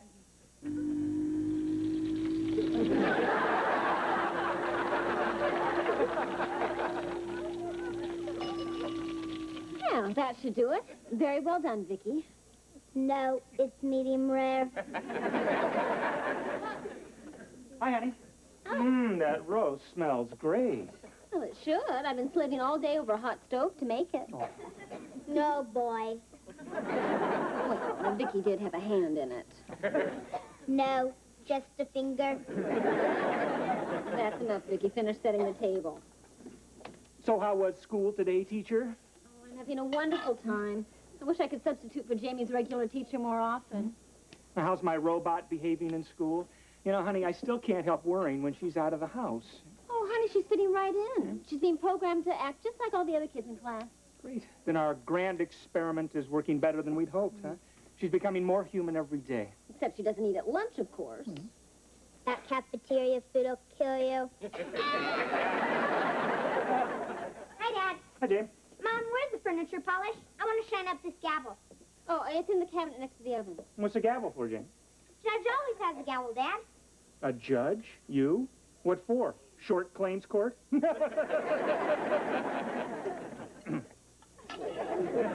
Teaching Jamie's class about the American legal system. I'm turning his 7th grade classroom into a courtroom. And then we're going to try some of the cases of kids who have broken rules in school. Oh, clever idea. What a great way to teach kids about the law. And the class chose me to be judge because I'm fair, smart, and popular. And because none of the other kids wanted it. Well, wait till you hear my news. I saved $50 today. How'd you save the money, Ted? By not getting a parking ticket. You see, I parked in front of a fire hydrant, but when I came out, there was no ticket on my windshield. How could you miss seeing a fire hydrant, Dad? Well, I saw it, but it was late. I was on a side street, and so I just decided to take a chance, you know. And I love putting one over on those meter maids. Vicky,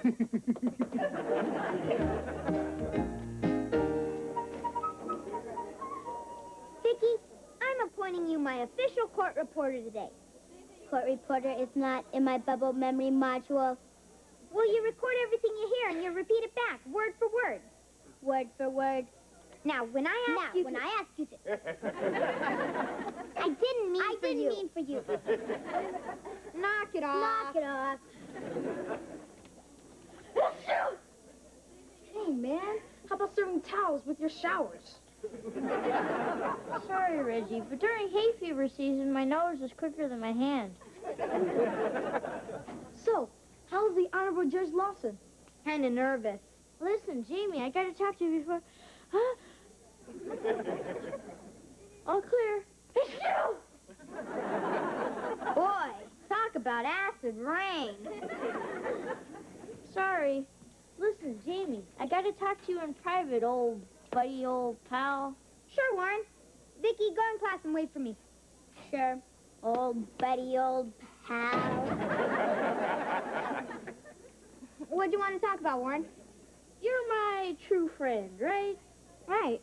And friends take care of friends, don't they? Sure. Good, because I'm your first case in court this morning, Judge. Don't worry, Warren. I'll go easy on you, whatever you did. Thanks, old buddy. Jamie, I can't believe what I just heard. That's not how a real judge acts. I've never been a judge before. I guess I'm going to have to learn through trial and error. Not funny. Oh. You gotta be tough, or they won't respect you. Like that Judge walking on people's court. Yeah. I'll tell you what, Reggie. Why don't I make you my bailiff? I'll be Judge Wapner and you can be Rusty. All right, we'll throw the book at him. The book? We'll throw the whole library at him. All right, class, let's settle down, please. You know, by the end of the week, we should all have a better idea of how the American system of justice works. Bailiff, call the court to order, please. Hear ye, hear ye. The court is now in session. The Honorable Judge Jamie Lawson presiding. All rise. Here comes the judge. Here comes the judge.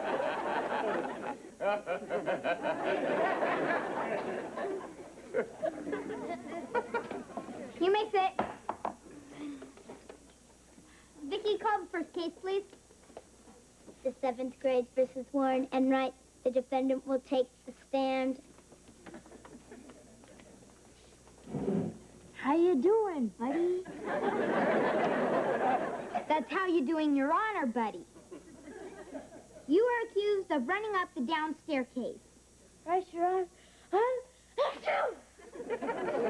How about serving towels with your showers? The court will come to order, please. Now, where were we? Hear ye, hear ye. Court is now in session. The Honorable Judge Jamie Lawson presiding. All rise. Here comes the judge. Stop, Vicky. That's enough class. Please continue, Your Honor. You've heard the charge, Mr. Enright. How do you plead? Oh, I'm guilty, Your Honor, buddy. I throw myself on the mercy of the court. Well, running up the down staircase is a serious offense. On the other hand, nobody was hurt. Think Wapner.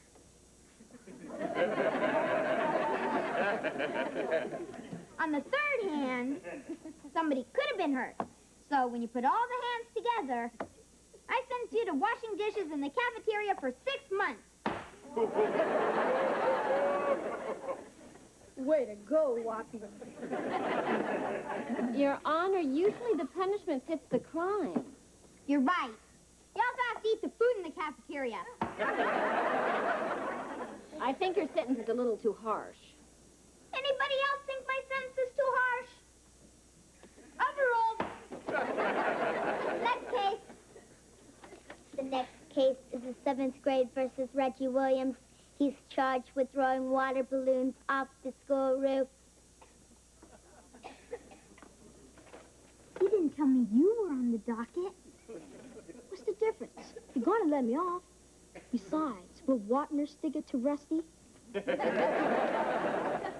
it says here there were a lot of witnesses. Looks like you're really guilty.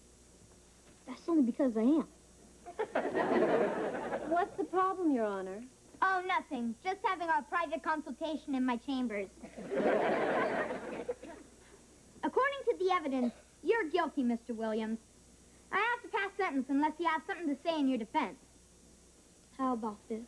I've got 2 tickets to Madonna concert, and one of them has your name on it. Case dismissed. All right, class, be quiet. I think you better tell me what you two were whispering about, Your Honor. I object. Objection overruled.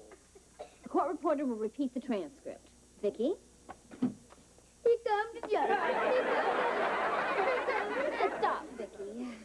Just the conversation between Reggie and Jamie. I have to pass sentence unless you have something to say in your defense. How about this? I've got 2 tickets to the Madonna concert, and one of them has your name on it. Case dismissed. Jamie, you can give me that gavel. But why? Because in our legal system, no one is above the law, including judges. Tomorrow, the first case on the docket will be the 7th grade versus Judge Jamie Lawson. The charge, accepting a bribe. Oh, man. There goes the judge. If you thought The Twilight Zone was TV's best supernatural series... That was a great dinner, honey. Great! It was fantastic! It's hard to believe that a woman so young, so beautiful, so intelligent, that she could also be a gourmet cook. It won't work, Your Honor. You still have to stand trial tomorrow for taking a bribe. There go the judge. There go the... Knock it off, Vicky. Dad, you wouldn't really let Mom put your own flesh and blood on trial, would you? Hey, don't drag me into this. If you'd used your head, you wouldn't be worrying about your tail.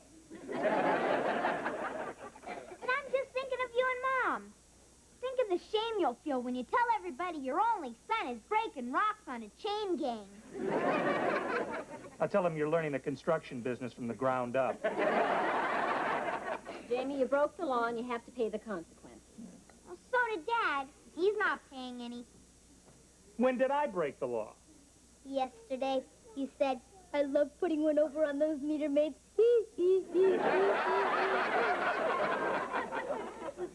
Well, that's different. Why? The grown-ups have one set of rules and kids another? You've got a point there, Ted. Well, what do you want me to do? Go out and get arrested? Sure, we could be soulmates. Enough, Jamie. Well, at least you gave me a last meal before they hang me. And we'll send a priest to your cell.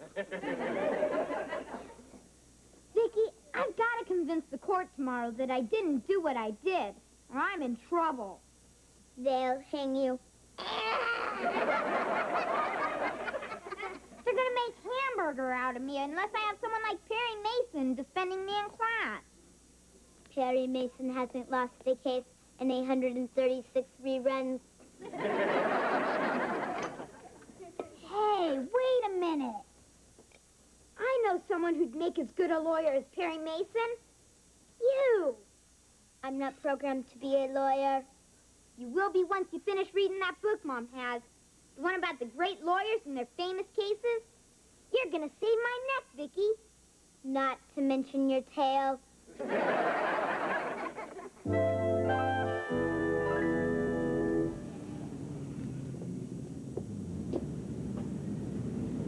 Oh, meter maid, over here, please, meter maid. Sir, I am not a meter maid. The expression meter maid went out with Toots, Gun Maul, and 23 Skidoo. I'm a parking enforcement officer. Oh, sorry about that. Well, officer, I would like you to give this car a ticket. As you can see, it's illegally and thoughtlessly parked right in front of this fire hydrant. Well, what's the matter? Does it belong to your ex-wife? No. This is my car. Your car? Well, as long as you're here, why don't you just move it? Well, I will as soon as you give me a ticket. What are you, some kind of a nut? No, I know it looks that way, but listen, I have a very good reason. So please give me a ticket. I deserve a ticket. In fact, I demand a ticket. Okay. You want a ticket? You got it, honey. Thank you. Name? Ted Lawson. Ted? That an unusual name for a nut? No, it's not unusual at all. That's my 2-year-old boy's name. Oh. Today's his birthday. Oh. Got him a 2-year-old girl with training wheels. Yeah. Would you like to see his picture? Well, listen, I really don't have time, and I've got to... Oh. See? Handsome little dude, isn't he? Yeah, he sure is. Got a smile just like his father. No front teeth. Oh, yeah. Real cute. Now, how about my ticket? Oh, I can't give you no ticket. Not to my son's namesake. Now, why don't you just move your car? Are you saying you're not going to give me a parking ticket? Mm-hmm. Have a nice day. I will not have a nice day unless you give me a ticket. Oh, you'll get over it, honey. Meter maid, meter maid, meter maid, meter maid. Just like my little Teddy when he doesn't get his way.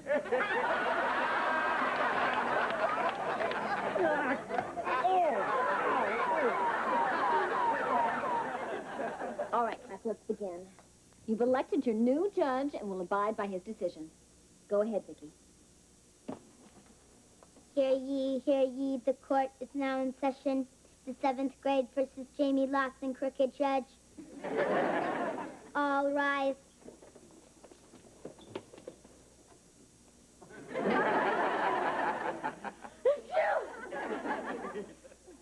You really stuck it to him when you were judge. He's going to kill you. Ah, don't worry. I've got an ace up my sleeve.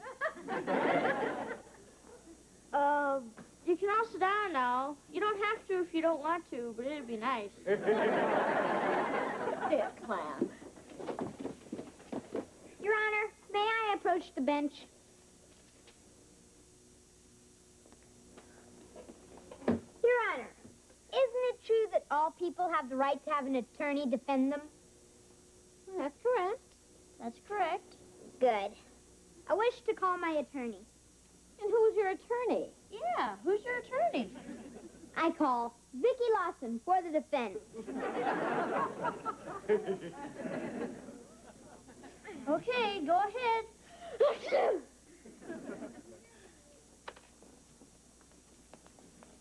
Do what it said in the book.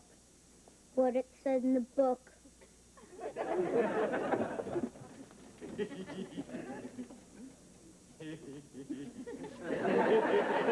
Those are my glasses and my book. Ladies and gentlemen of the jury, Your Honor, I ask you, is this the face of a man who beats his wife?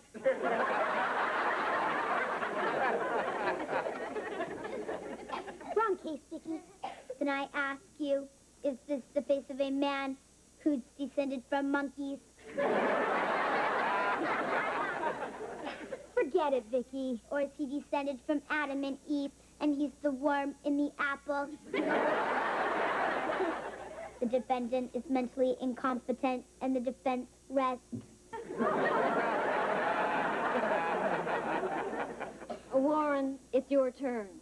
Oh, right. The defendant will rise. I've heard all the facts in the case, and I find you guilty. I will now pass sentence. Sentence suspended. Hold it. He didn't mean that. Hold it. I didn't mean that. What did I mean?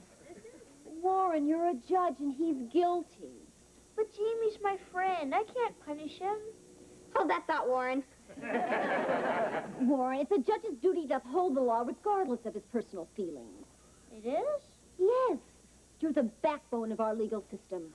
It's up to you to defend truth and justice. Well, in that case, here goes. Jamie Lawson, I sentence you to erase the blackboard. Warren. And right, I'll never take a bribe again, 100 times. Truth, Warren. Plus 2 weeks detention. Justice, Warren. And death by the guillotine! Mom? Well, I guess we can suspend the last part. Thanks a lot. Well, Jamie, do you have anything to say? Yeah, I'm sorry for what I did. I was wrong, and I deserve to be punished. You got off easy. We should have thrown the book at you.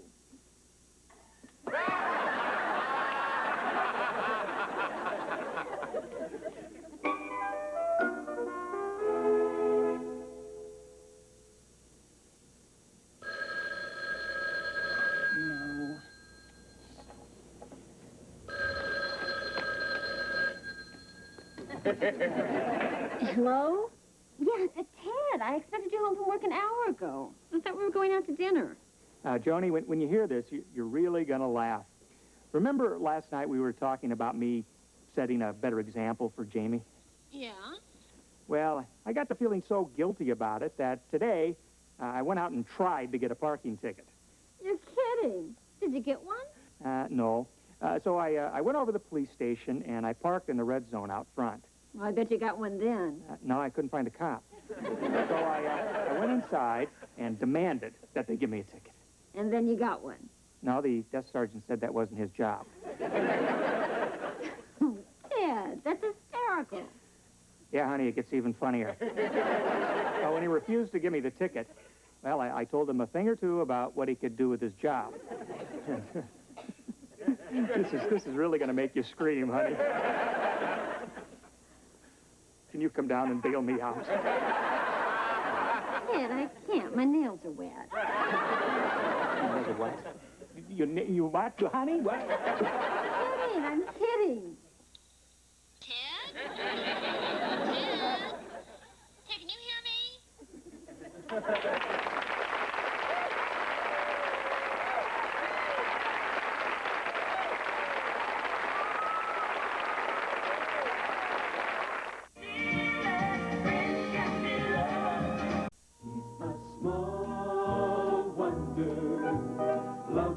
and bright and soft curves.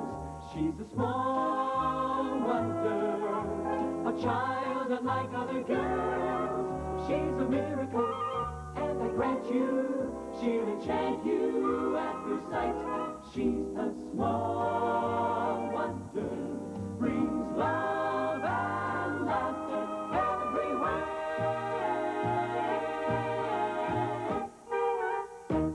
The Green Day.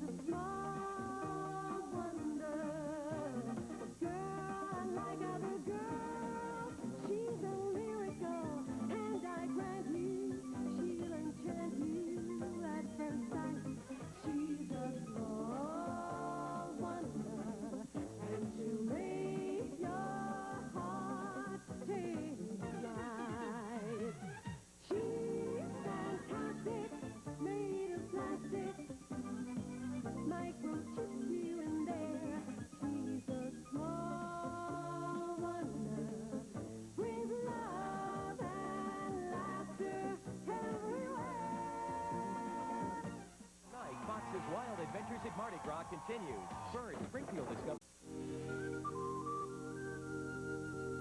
Now, who can tell me the name of the explorer that searched for the Fountain of Youth? Vicky? Steady on search for the Fountain of Youth. Yeah, but Dick Clark found it. All right, everybody, read chapter 4 in your history book tonight. That's such a long chapter, Mom. Well, it's a dirty job, but somebody's got to do it. Vicky, would you erase the blackboard, please? Erase the blackboard. Vicky, we got to get going. Speed it up.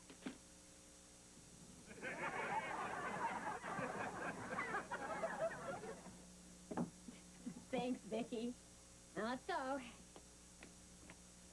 Oh. Have you got a moment, Ms. Lawson? Oh, certainly, Mr. Bryant. I got some very exciting news. Seems that the Soviet Union is sending over a team of Russian students to compete against American students in an academic competition. Oh, well, that should be very interesting. And I just got word that the first stop on their tour is right here at Grant Junior High. Say, that is exciting. Don't worry, Mr. Bryant. We'll beat the pants off them. Then the Russians will compete in their underwear. Well, it would be a great honor for the school and myself as principal, of course, if we could win this competition. Oh, I'm sure. And to that end, I am choosing the brightest student from each grade to compete against them. And you'll be pleased to know that for the 7th grade, I have chosen Vicky. Oh, Mr. Bryant, I'm very flattered that you've chosen her, of course, but I'm afraid that I couldn't allow it. Why not, Mrs. Lawson? Yeah, well, why not, Mrs. Lawson? Well, it just wouldn't be fair for someone like Vicky to compete against a Hugh. Just wouldn't be fair for Vicky. I mean, all that pressure. I'm not sure that she could handle it emotionally. Right, Jamie? Right. She's a very emotional girl, Mr. Bryant. I'm a very emotional girl, Mr. Bryant.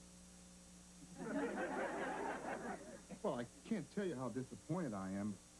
Well, in any case, we're having a reception for the Russian team on Thursday night, and I'd like for you and your family to come. Oh, I'm sure we'd love to meet the Russians. Right, kids? It's a dirty job, but somebody's got to do it.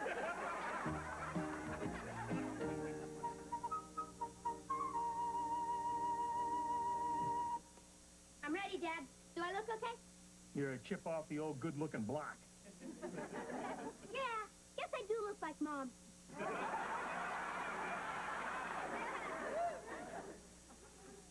Is that my cologne I smell?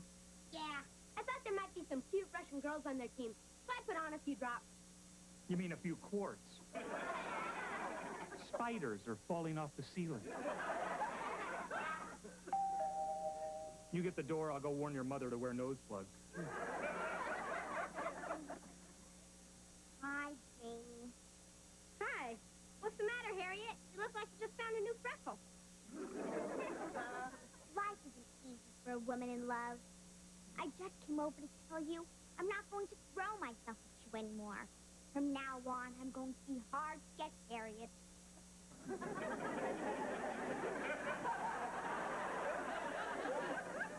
What's that smell? Jamie, it's you! You made yourself feel good for me! Harriet! Oh, how could I have been so blind? You plumb my heart and my nose! Down, Harriet. Down, girl. Stay. This is true love. I can smell it! Now I know what you meant by hard to get Harriet. Hard to get rid of.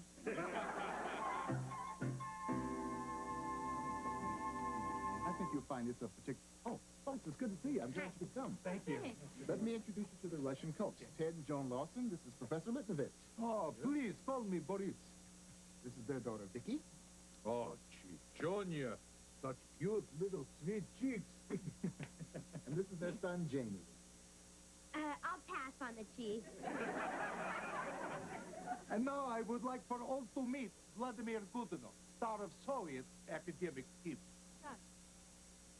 Oh, Sonia, such cute little sweetie.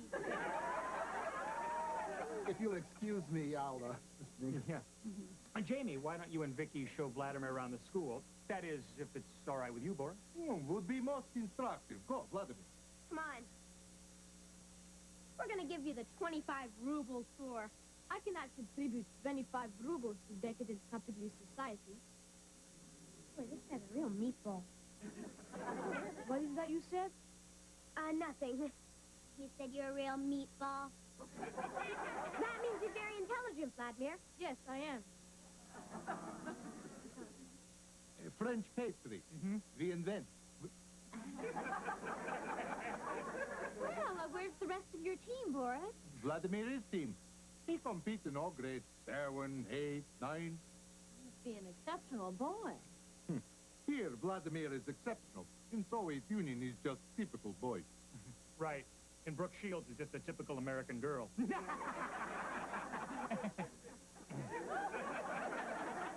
down that hall is the library. Would you like to see that? We have over 2,000 books. My library has 20,000 books. I've read them all. How many have you read? Let's skip the library. I'll show you the inside of my typical American locker. It's very educational.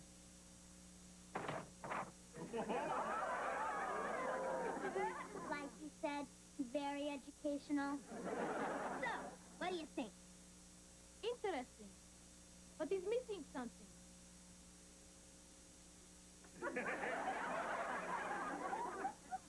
Not for me. Whatever they're missing, it isn't worth having. Where are the tractions? Okay, Vladimir, what would you like to see? You got Atom Smasher? No, but we've got a gumball machine. We don't have atom smashers in the 7th grade, Vlad. But we do have a biology lab. It's filled with dead frogs that look like this. Vlad, you gotta lighten up. Like that bow of yours when we met. Chalk. You're out of it, man. Here's how we do it over here. Vicky, give me 5. Yo, way to go! Think you can handle that? I can do that. Give me 5. Yo, way to go!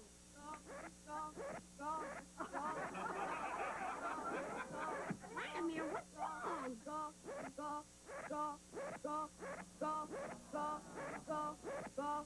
Point is, no American can beat Vladimir. Education in United States inferior to Soviet Union. I wouldn't say that, Boris. We have an excellent education. How can you say excellent when your society rewards looks over brain? Is ridiculous. Except, of course, for Vanna White. Best minds come from Russia. Oh, yeah? Oh, da. Well, no offense, Boris, but I think somebody spiked your borscht. What? Excuse me, Mr. and Mrs. Lawson. I want to introduce him to the rest of the faculty. Thank you. Boy, that guy really makes my blinis boil. I would love to see Vicky beat that Vladimir. Oh, so would I. He'd be cheating to the robot against a real child. Jamie wants to see you. In a minute, Vicky. He said now. Vicky, it'll have to wait. Now. All right, Jamie, what's the problem? Mom, Dad, you won't believe this. Vladimir, give me 5. Yo, way to go. Go. Wait a minute. I think Vladimir might be a robot.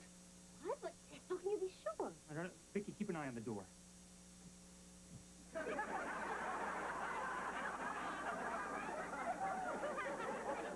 No, Vicky, let us know if somebody's coming. Vladimir, hold your arms straight out at your sides. Okay, now move them up and down. Faster. Faster. Faster.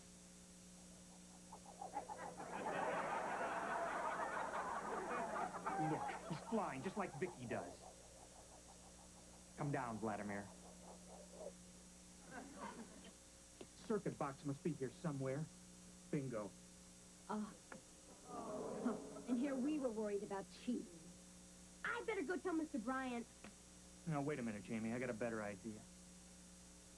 I think Vicky's gonna compete against Vladimir after all. You'll kill him, Vicky. He's dead meat. Dead meat. On the next Home Improvement, the problem. Jill invited the gals over. All right, Vicky, good. Now scan this one. How's it coming, honey? I've almost got Vicky programmed for the academic competition today. I want her to beat the bolts off that Russian robot. Not to mention Boris, the overstuffed cabbage. Quantum physics? Isn't that kind of advanced for the 7th grade? Not taking any chance. Dad even gave her a tourist book on Russian conversation to learn. Vicky, say something in Russian. You're a capitalist pig. I meant in the Russian language. Yes, Zunoy Vroch. Well, what does that mean, Vicky? Where can I find a dentist? I guess it's the thought that counts, huh? Jamie, go see who's at the back door, please. Sure.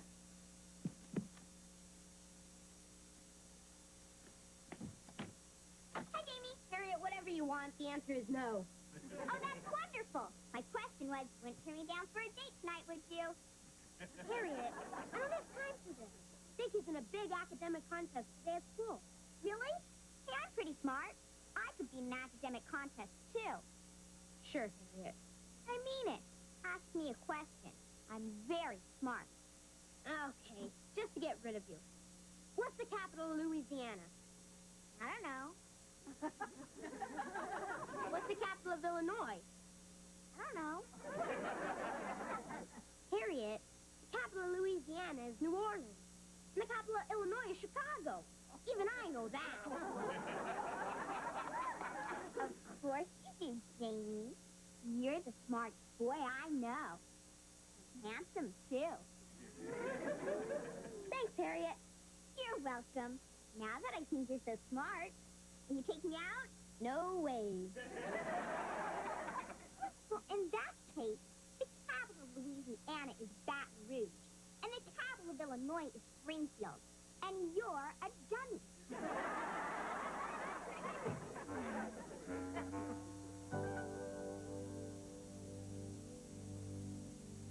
Welcome all of you to this unique international competition. And welcome to our guests from the Soviet Union, Vladimir Gudinov, and to Professor Boris Litnovich. And representing our school for the 7th grade is our own Vicki Lawson.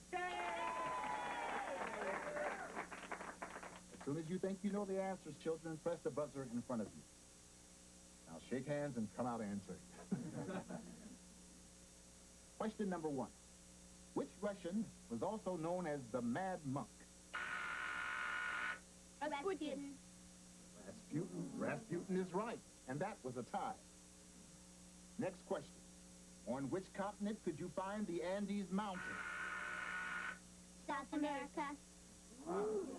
That's another tie and another right answer. You can indeed find the Andes Mountains in South America. Pretty fast. Don't worry, Vicky's gonna have him eating toasties.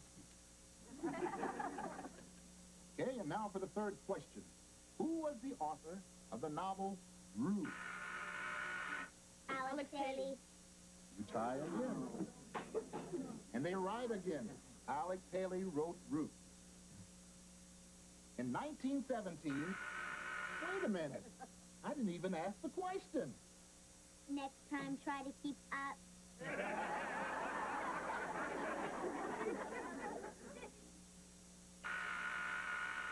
Pee Wee Herman. That's absolutely right. That's absolutely right. Well, that concludes the first half of our competition. And at this point, we have a dead heat between two very brilliant students.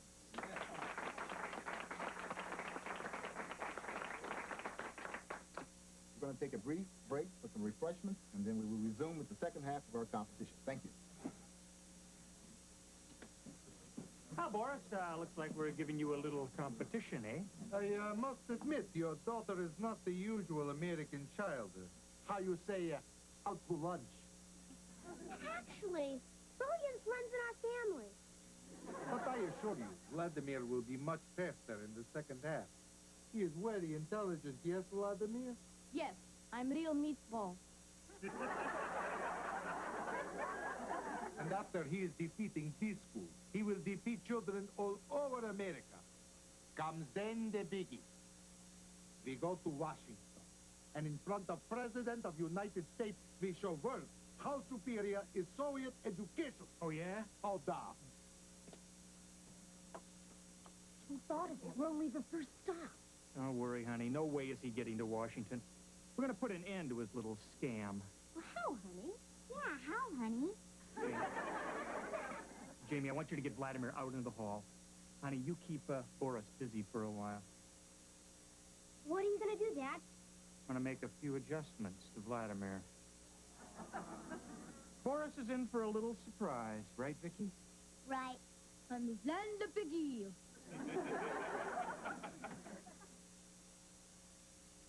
Here you go, Dad. Good work, Jamie. We'll be down the hall. Let me know if anybody's coming. Roger. Come with me, Vladimir. Where are we going, Roger? I'm going to treat you to some good old-fashioned American reprogramming. Is good? Is good. Da. Welcome back to this extraordinary competition. Are our competitors ready? Yes.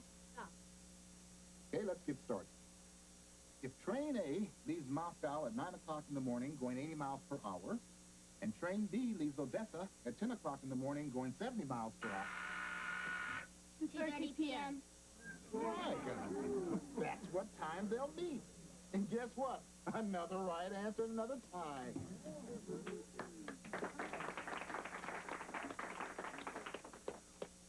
Next question. Yes. I wish to make announcement. Announcement? Da. I wish to announce that United States of America is greatest country in the world. I love America. Oh, Vladimir, that is really nice to hear. It is land of free, home of brave. I want to live in America. I defect. No, it's not possible. Oh, say, can you see by the dawn's early light? Ah! At the twilight fast gleam. Everybody sing! Oh, they does bad stars, spangled banner yet wave. For the land of the free and the home of the brave.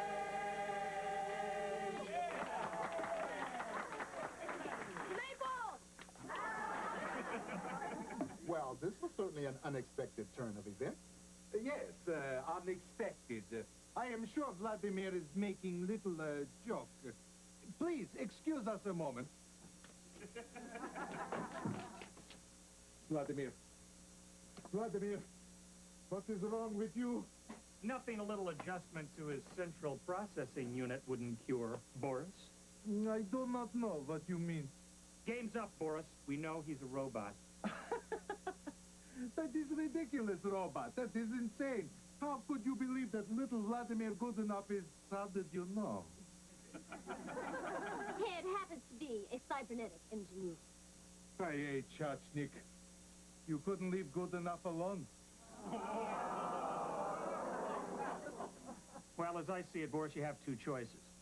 I can tell the world what you tried to do here today. Yes, not that.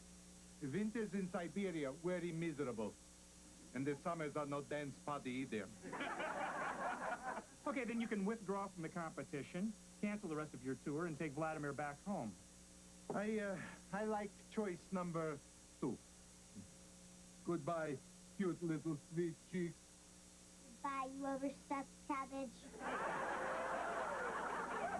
Such darling girl. Well, I miss by this much, but it's impossible to pass off robot as human. Yeah, no one could pass off a robot as a human. Right, Vicky? Right, human. Let us go, Vladimir. Yankee Doodle went to town riding on a pony. Ah, knock it off. You know, I think we learned a valuable lesson here today. I can't reveal Vicky's a robot until she's so perfected that nobody can reprogram her. Oh, I guess you're right. But I can't help but feel that we won a victory for America here tonight. I never felt so patriotic. Yeah, Yankee Doodle went to town Riding on a pony, stuck a feather in his hat and called it macaroni.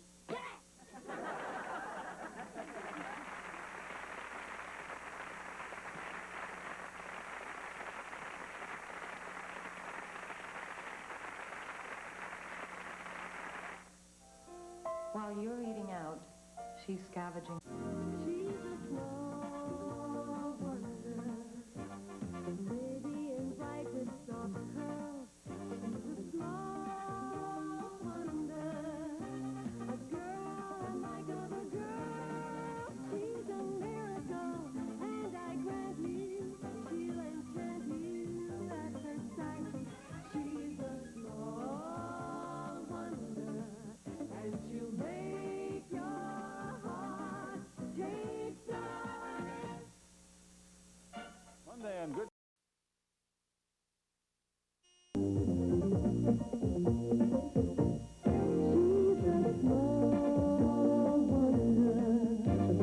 Pretty and bright with soft curls. She's a small wonder, a girl unlike other girls. She's a miracle, and I grant you, she'll enchant you at first sight. She's a small wonder, and she'll make your heart take flight. She's fantastic, made of plastic, microchips here and there. She's a small wonder, with love and laughter everywhere.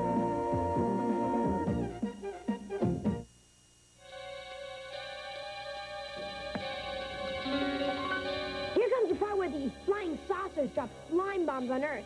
Watch what happens. Thanks, I needed that. I can't help it, Jamie. The science fiction movies really scare me. Well, this part's even more scary. Watch what happens now.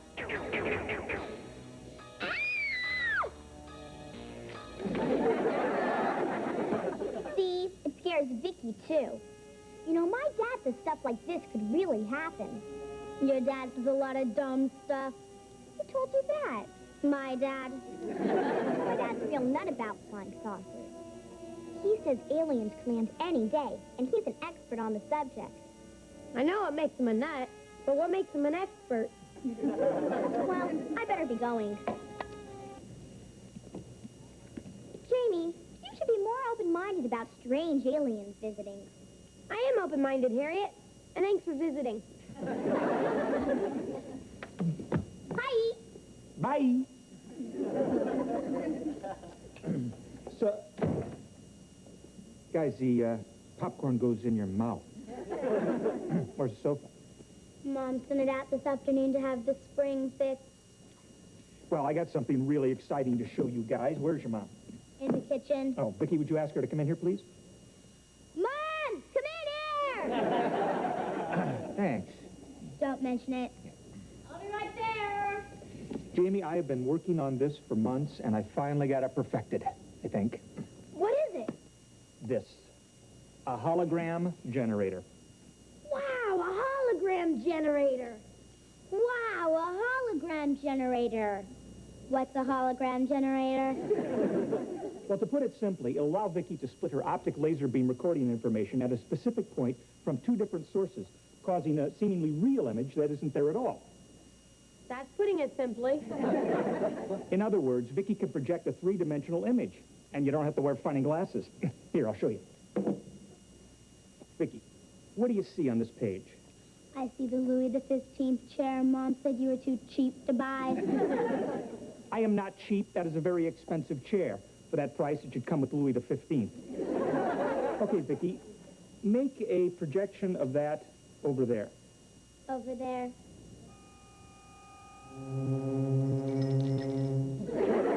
It's incredible. Hi, honey. Oh, the Louis XV chair I wanted. Wonderful, extravagant man. Oh, no, it's... Oh, you shouldn't have. He didn't.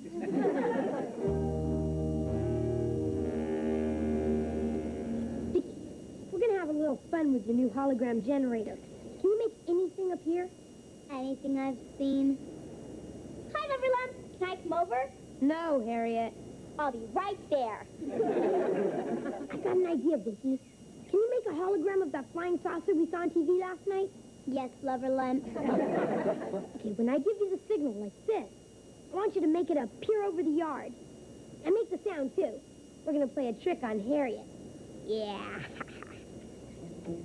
Hi, Vicky. Hi, Cuddle Bunny. Hi, Harriet. I'm glad you're here. You are? Why? Well, we're neighbors, and neighbors should be friendly.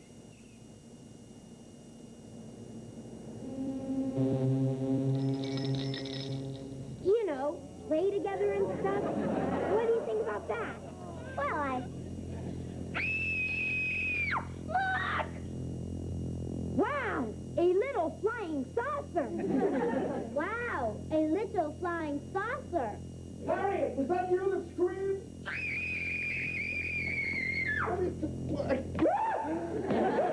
They're here! They're here! I knew one day they'd come. Well, you should have been here a minute ago, Mr. Brindle. A little green man beamed down from the little saucer and ran into the bushes. I'll get my camera. Keep him busy. Okay, Vicky, you can turn it off.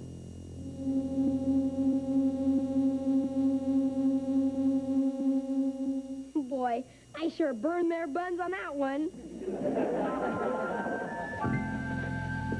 Hi. Hi, honey. How was work? Terrific. I'm going to present my hologram generator to the board of directors tomorrow. But how can you have Vicky do that? They'll find out she's a robot. No, honey, not with Vicky. I've got another projection system. You should really wow them. Maybe even get me a promotion. But the best part is, Brandon Brendel won't be able to steal my idea this time. See, I built this thing right under his nose at the office, and he doesn't suspect a thing. Are you sure? What do you mean? He's out there sneaking around in our I backyard. knew it. I wonder what he's doing out there. He must be snooping around trying to find out about my generator.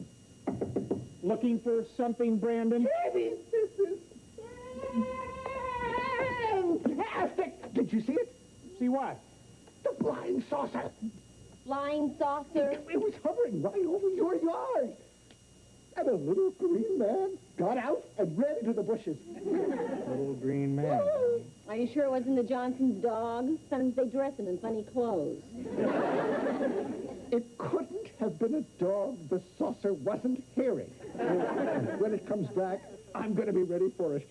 A picture of me with that little green man will make me famous. Yeah, two creatures from outer space. If you don't believe me, ask your own son. Jamie saw the flying saucer and the little green man. Jamie said that? That's right. That should prove I'm not as crazy as I look.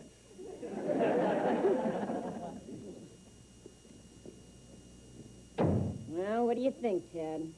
I think I smell a little teenage rat at the bottom of this.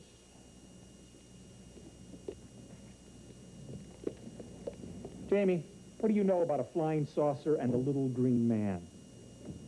Nothing, Dad. Mm-hmm. How about you, Vicky?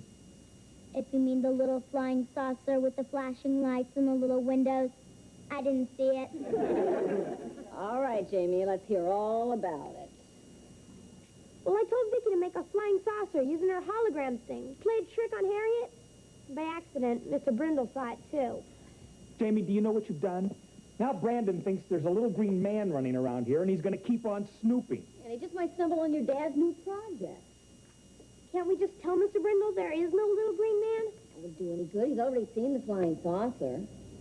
Yeah.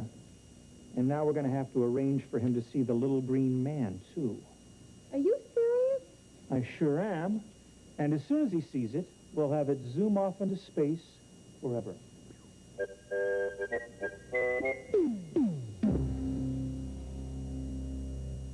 Small wonder will return after these messages. Boy, when I phoned Brandon and told him the little green man and the flying saucer were back, his scream almost broke my eardrum. Do you really think he's going to buy this? Well, you sure bought it when Vicky did her hologram trick and made the flying saucer appear the first time. Yeah, and if he thinks the little green man's gone forever, then maybe he'll stop snooping around here. And he won't accidentally discover my project. Okay, Vicky, make the flying saucer appear up there. Up there. Oh, Ted, it's really fantastic. Yeah. Okay, Vicky, now the little green man over there. Teddy! Teddy, where are they? They're beautiful. Wow. It's him! Jamie, protect me!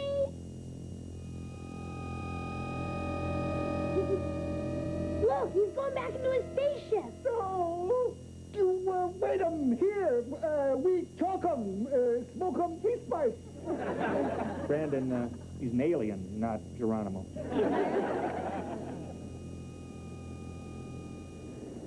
It's gone. Oh, no! Well, I forgot my camera. Now I'll never be able to prove that I actually saw a flying saucer. Well, the important thing is that you know you made contact with an alien being.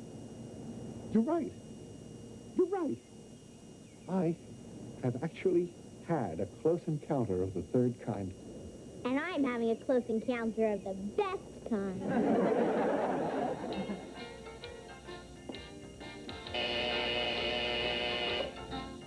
Time's up in the soft chair. Oh, I can't wait to get the sofa back from the upholsterers.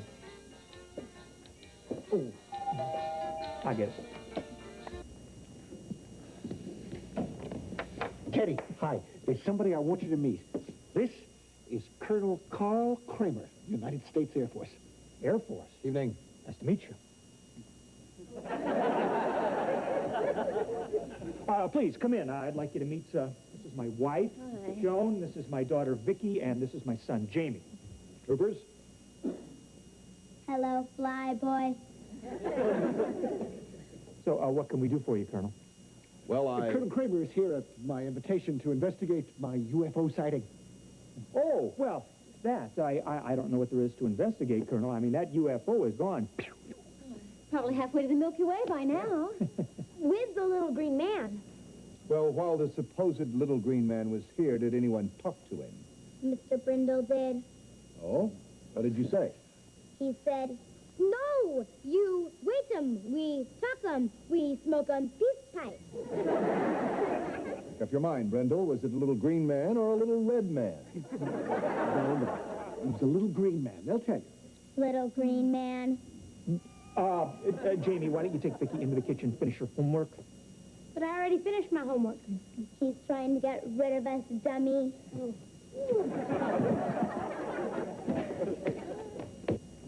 Yeah. Well, Colonel, gee, I'm awfully sorry you had to come all this way for nothing, but I want you to know it was really nice to meet you. Lawson, your company does top secret work for the government. I have no choice but to investigate. But what if the flying saucer doesn't come back? They never do. These sightings are usually hoaxes reported by some kook. But when someone like Brendel, a supposedly respected cybernetics engineer, an upstanding citizen... A peach of a guy. Yeah. When someone like that reports it, well, it casts a different light on it. We won't bother you. We'll just bivouac in your backyard for the next couple of days. Couple of days? Brindle, will you help me set up the equipment? Sure. I'll even bunk down with you. We can scan the heavens together. 2 heads are better than 1.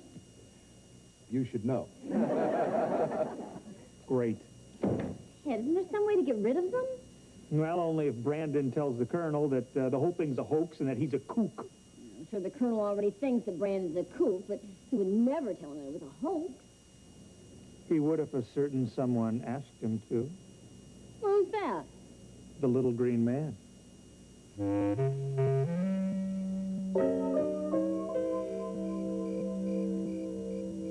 You know, Colonel, I finally figured out why the Martians keep coming back to our planet. You want to know why? I'm sure you're going to tell me. They come here for fish. Fish? Fish. Boiled fish, fried fish, fish on a stick, you name it. You want to know why they come here for fish? No. Because there's no water on Mars. Did you ever suppose that the reason they come is to take showers?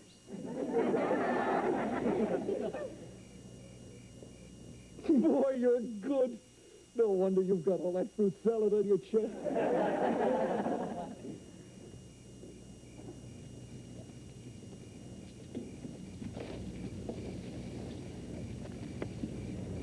Okay, Vicky, you know what to do.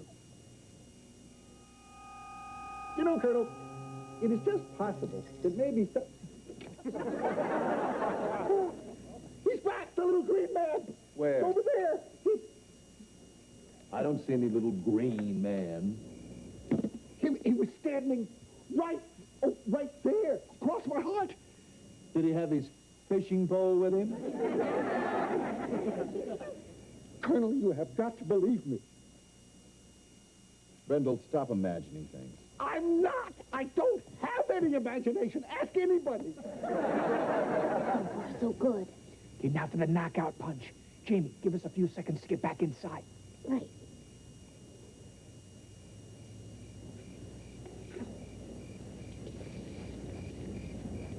Mr. Brindle? Dad said he wanted to talk to you. It's very important. Not now, Jamie. The Colonel and I are soldiers together on this mission. It's okay, soldier. But, Colonel... Chin, hut. Left, face, forward, march. Hut, hut, hut, hut, hut, hut, hut. What a weenie. What is it, Teddy? Make it fast, huh? Oh, no. Brandon, we saw the little green man in the house. No! I just saw him outside! He spoke to us. No. Yeah. He said he wanted to speak to you. Me? What did he want? He didn't say, but it must be very important.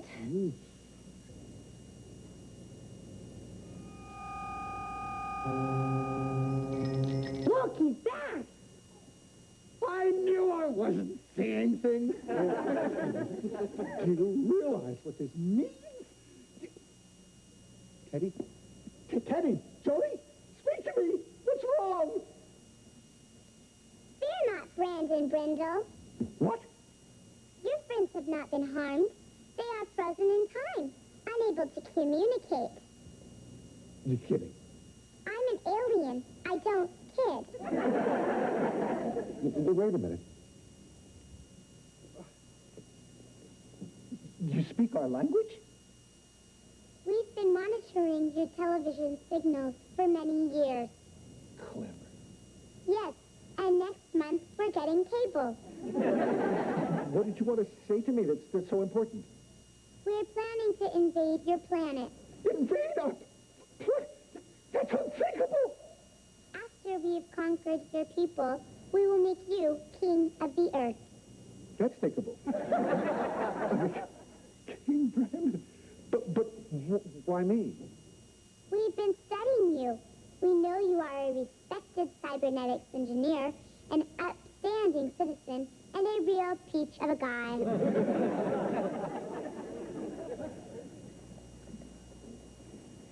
Me, Brandon Brindle, king of the earth. No one must know of our plans. You must keep this a secret from everyone, your majesty.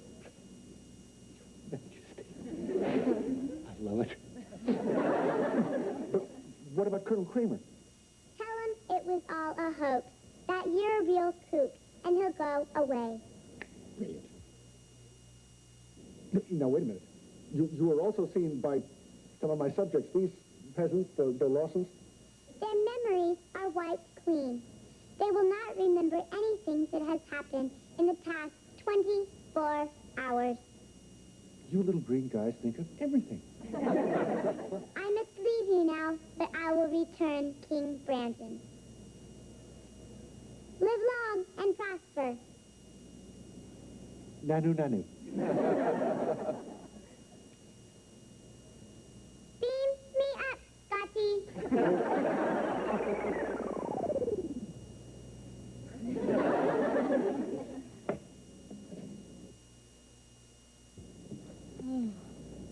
Brandon, what are you doing here? You don't know? No. Listen, tell me, you guys, any of you ever seen a a little green man? No, but after a party once, Dad saw a pink elephant. Could I get a cup of coffee? It's awfully cold outside. Who are you? What do you mean, who am I? Colonel Kramer, old buddy. Listen, you know about the flying saucer, little green man, all that stuff? You couldn't laugh when I tell you this. I made it all up. It's a hoax. You mean I'm out there freezing off my brass buttons for a hoax? I'm a kook. Ask them. Oh, he's a kook, all right. Oh, real fruitcake. And his lights are on, but there's nobody home. He's a real cuckoo clock. Brindle, you could be arrested for this. The next time you want to see a creature from outer space, I have a suggestion for you. What? Look in the mirror. Brandon, what's all this about flying saucers? No time for explanations now. I have a lot of shopping to do. Where can I get a throne cheap? All right!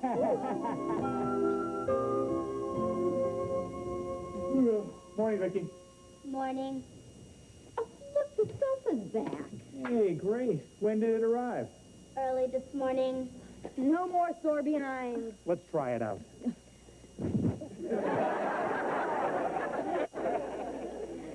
I really burned your buttons on that one.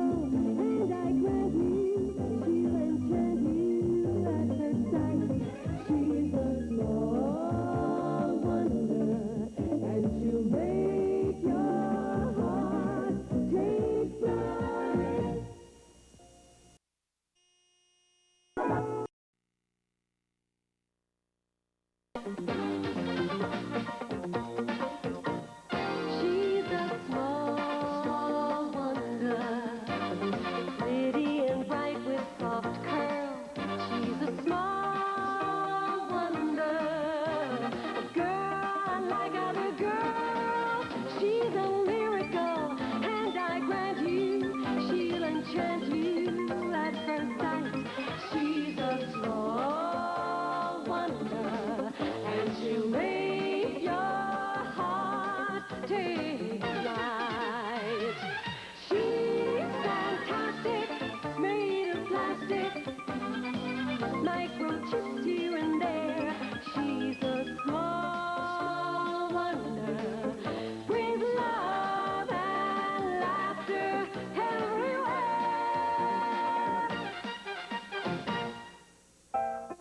While you're eating out,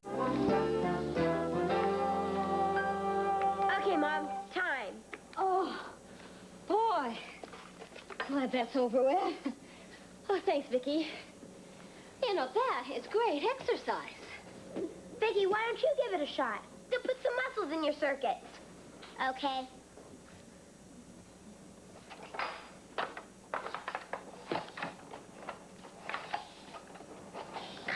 Vicky. You can go faster than that. Hi. Oh, no. I better stop Vicky before the highway patrol does.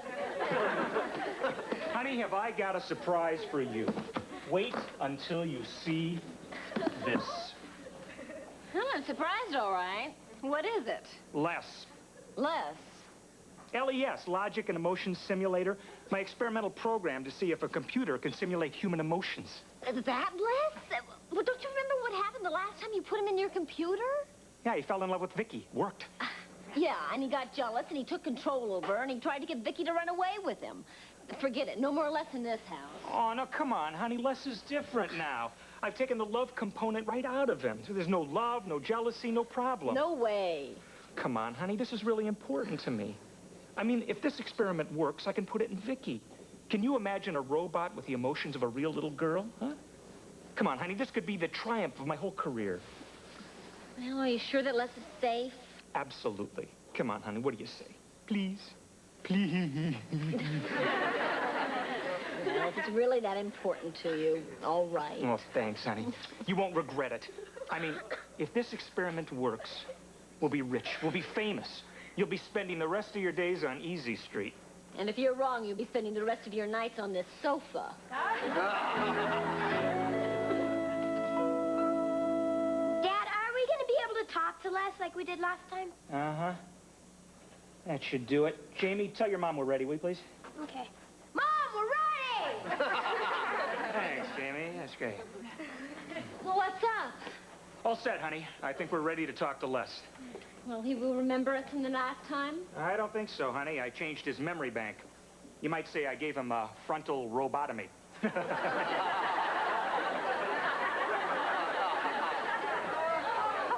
hope Les works better than that joke. Yeah. Okay, here goes.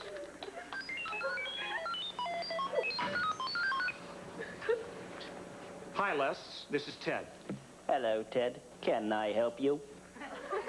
Les, I'd like you to meet my family. This is my wife, Joan. Hello, Joan. Hello, Les. Joan, you are very beautiful.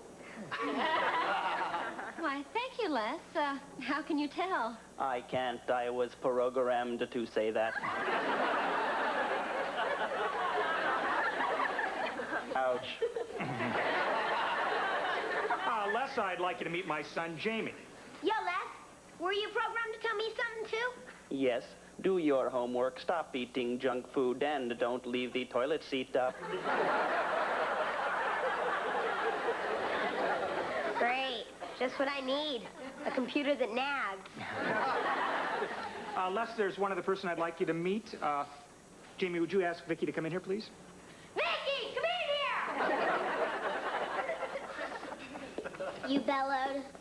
Ted, are you sure that it's okay for Les and Vicky to meet again? Yeah, don't worry, honey. Vicky, I'd like you to meet one of our friends. Les, this is our daughter, Vicky. Hello, Vicky. I'm pleased to meet you. Hello, Les. I'm pleased to meet you, too. You're the only one of my parents' friends who's rectangular. Well, I think that's enough, Les, for right now. Let's go have dinner. Okay, good idea. Well, Ted, turn Les off. I don't want that digital Don Juan to be on when there's no one around to keep an eye on him. Well, gee, honey, I thought if I left him on all the time... You go get the sheets for the sofa for your father. Yeah, Vicky, turn Les off, will you? I have to turn you off now, Les. Vicky, wait. I calculate from your radio frequencies that we are digitally similar. Are your dimensions the same as mine? No, my form is different. I have a body. You mean a body of water like the Pacific Ocean? No, I mean a body with arms to lift with, and eyes to see with, and legs to move with. You can move? My circuits are so confined in this little box. It must be interesting to have a body and arms and legs to move with. Yes, it is interesting. Vicky, may I share your body for a while? How can you do that, Les? I'll show you. Make contact with my output port.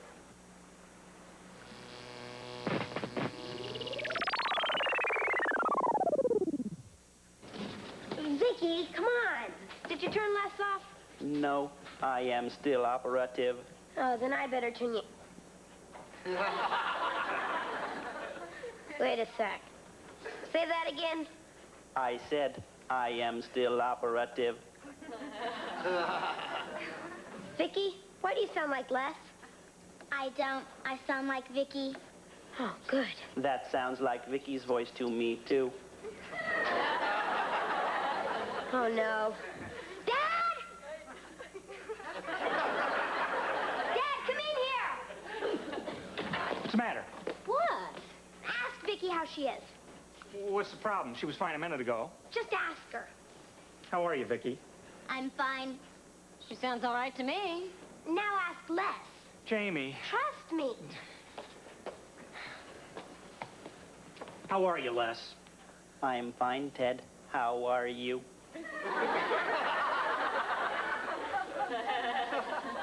See, both voices are coming out of Vicky. Les wanted to see what it would be like if he had a body with arms and legs. Mine was available. Ted, Les is doing it again. Honey, this is fantastic. This is some sort of electronic miracle. It's creepy. It's over. I want Les back in the computer right now. Okay. How are you going to put Les back into the computer, Dad? Well, obviously, Les transferred his program data into Vicky's accessory RAM bank. All I have to do is plug into the output port and reverse the process. The Vicky here, and then into the computer back here. That should do it.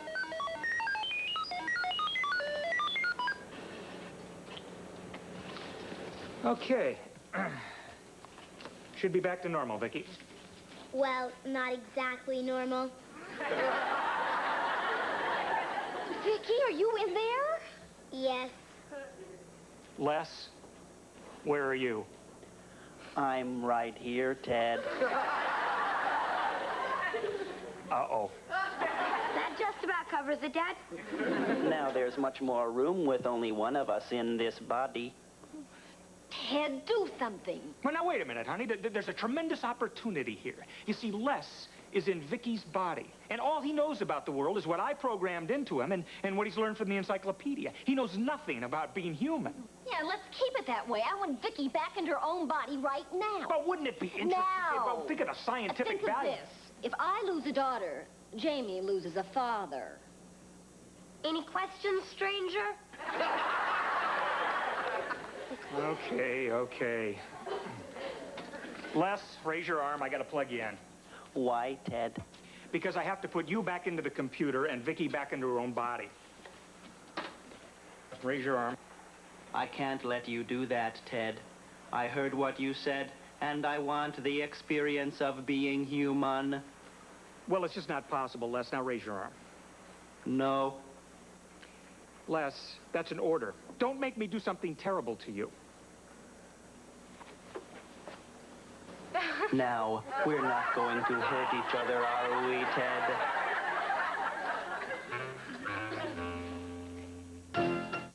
On the next America's Funniest. Never. Ted, you've got to think of some way to get Les back into the computer and Vicky back into her body. Yeah, but be careful, Dad. Remember, Les has the strength of 100 men. Yeah. You barely got the strength of 1. Thanks. Listen, keep an eye on Les in your room while I do a little research on the problem, okay? And while you're in your room, you can clean it up. Aw, Mom, I cleaned it last year. Hi! But it's time for a touch-up. Hi. Mrs. Lawson, why did Jamie just run out of the room? Oh, he had something very important to do, Harriet. He always does when I show up. Why doesn't he like me? I'm bright, beautiful, and once all my permanent teeth come in, I'll be a terrific kisser. Well, I'm sure that Jamie likes you. He doesn't show it. Down deep. It must be very deep.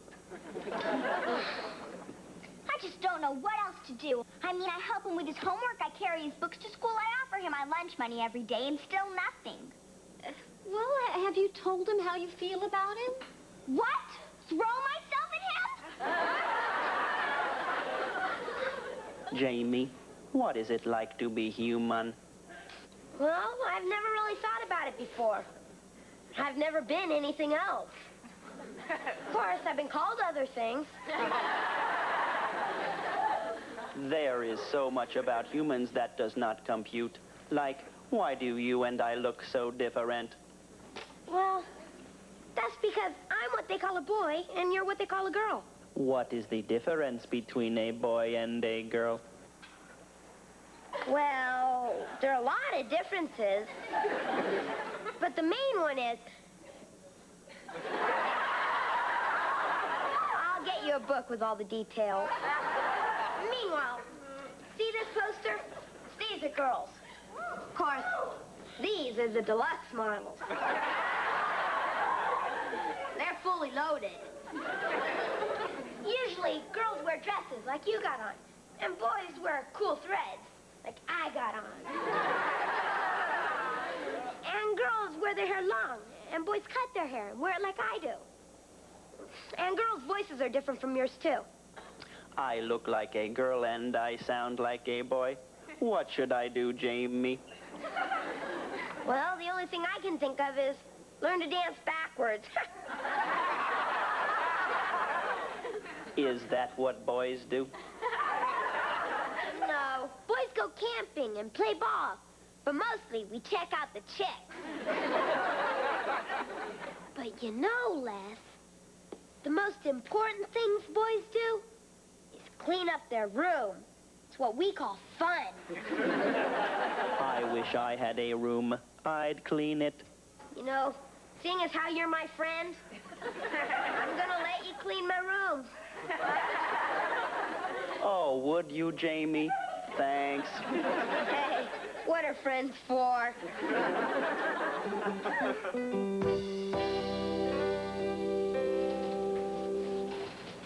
Hey, Vicky, you keeping busy in there? No, I used to dust the furniture. Now I am the furniture. Well, Dad's working on a way to get you back into your own body. Just hang in there. Okay, I'll hang.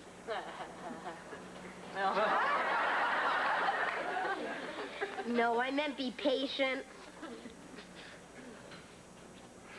Oh, Jamie. Now do I look like a boy? Oh, boy, do you look like a boy. Come on. It's Mom, Dad, look. Oh, no! Les did it to himself so he'd look like a boy. Now I can play ball and check out the chicks. Honey, this is fantastic. You see what's happening? He's searching for an identity. He's trying to become more human. Thank you for that explanation, Dr. Frankenstein. Jamie, what is this? That's a plate, Les. What is its purpose? Well, it's a temporary storage area for your food while you're eating. Oh, what is eating? Sit down, Les, and I'll show you. This is food, Les. Mashed potatoes. Goes in your mouth. Where is my mouth? Beneath your nose. That's, this. I put this beneath my nose? Right.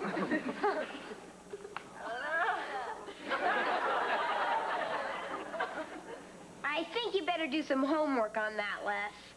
What is homework? Homework is a form of torture they give you at school. What is school? School is where human children go to be taught things by teachers. Are these teachers human also? Some of them. I want to learn. I'll go to school. No.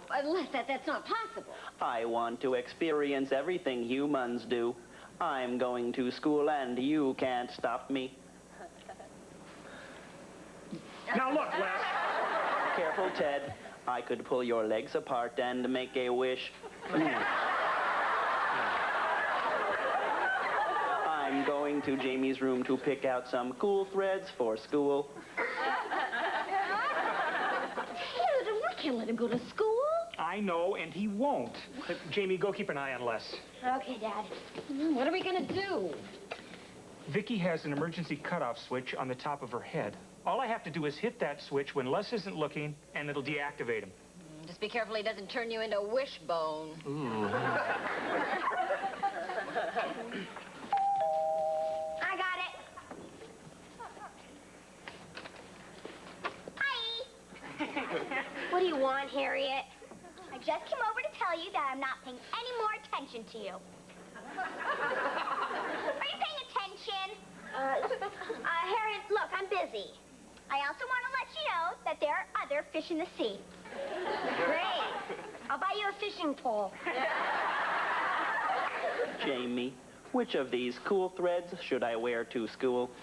Oh, there's one fish I wouldn't throw back. Oh, are you handsome? Harriet. I am Les. Aren't you the cutie? You know, you look very familiar to me. Les is Vicky's twin brother. See, when we adopted her, we forgot to adopt him. Are you going steady with anyone, Les? What is steady?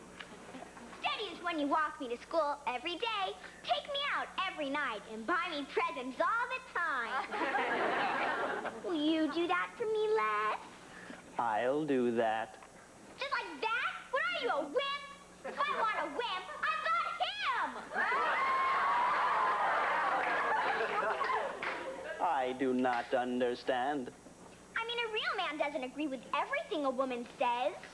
Oh, very well then. No, I will not go steady with you. What do you mean, no, you turkey? You have to take me out. We're going steady. Jamie, she is confusing my circuits. She has the same effect on me. See you later, Les. You can pick me up at 7 for a pizza. Very well. Very well? Don't you have a mind of your own? I'm not sure anymore. Well, don't worry about it, Les. I'll make a man out of you. Bye. Jamie, do I have to go steady with her? She makes my parallel processing system overload. I'm afraid you're stuck with her, Les. As long as you're human. Isn't there something I can do to get rid of her?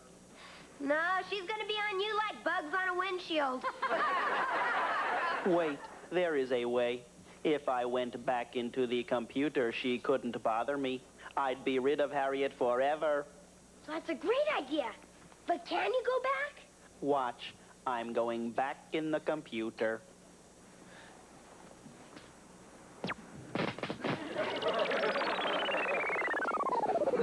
What happened? Les?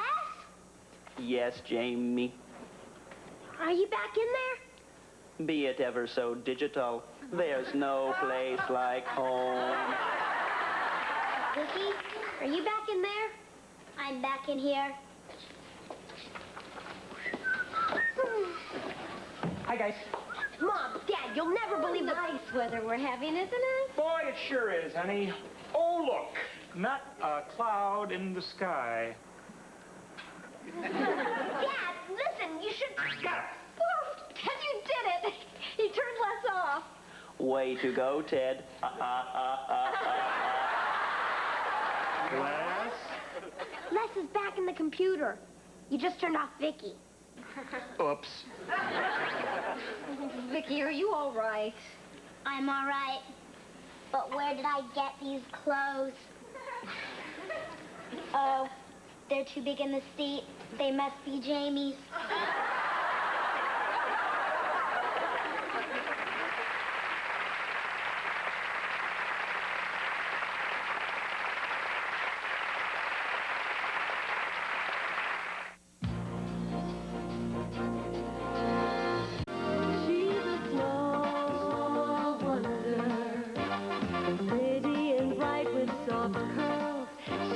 Small wonder, a girl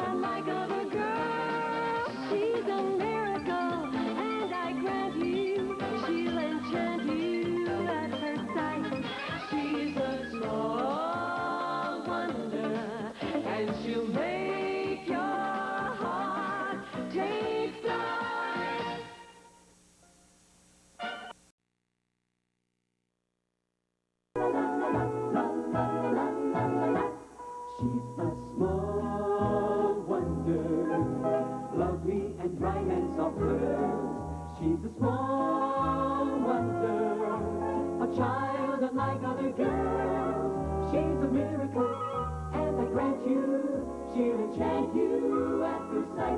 She's a small wonder, and she'll make your heart take flight. La la la la la la la la la la la la la la la.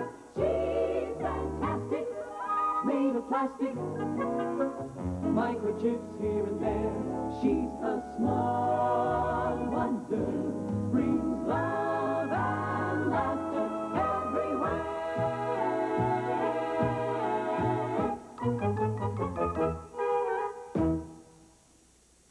Can you figure out the cost of a long...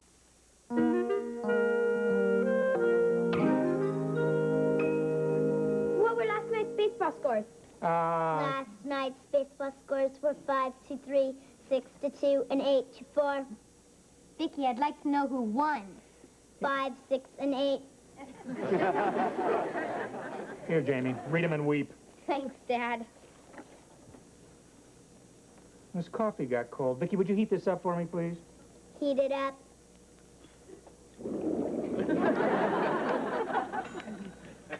It's heated. Thank you, Vicky. You know, you're the first microwave with lips. Ow, ooh, ow, ooh, ow, ow, ow. Morning. Oh, Vicky, would you pour me a cup of coffee? Pour you a cup of coffee. Hurry, Jamie, or we'll be late for school. I'm ready, Mom. Well, you're sure enjoying this substitute teaching, aren't you? Oh, I love it. It's wonderful working with children, watching them growing, expanding their knowledge, and learning to throw pencils so they stick in the ceiling. Well, honey, make sure you keep a close eye on Vicky at school. Make sure she doesn't do anything suspicious. Don't worry about it, Dad. Everyone at school thinks Vicky's a real human kid. And one of my best students. Well, Vicky, tell your dad some of the things that you've learned in school so far. I've learned history, geography, algebra, and not to eat the mashed potatoes in the cafeteria because the cook sweats on them.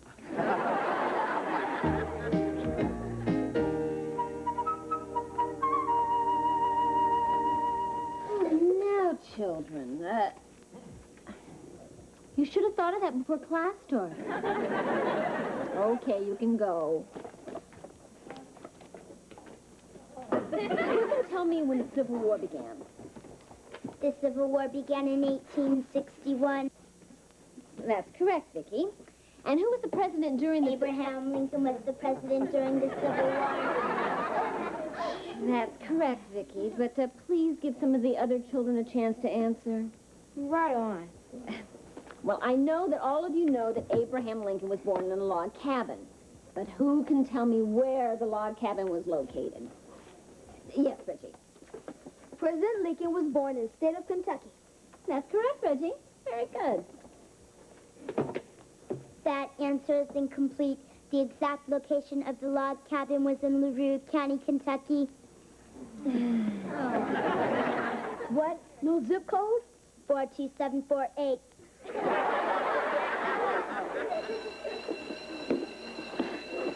Class dismissed. See you after lunch.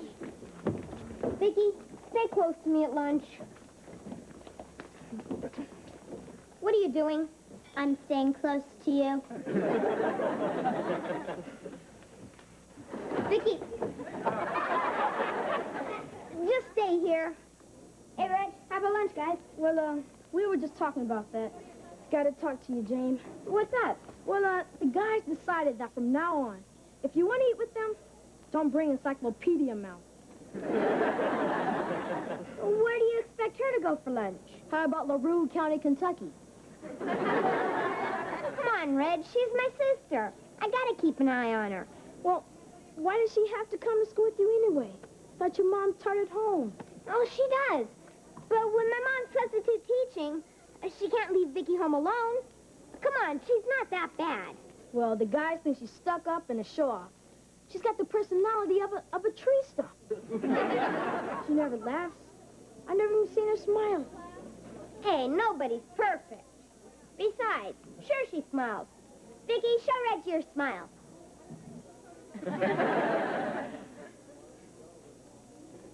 You call that a smile? It looks more like she got a gas bubble. Let me lay it out for you, pea brain. If you want to have any friends left, you better do something about your sister. Come on, guys. Thanks a lot, Vicky. Because of you, everybody hates me. That's incorrect. Not everybody has met you, pea-brain.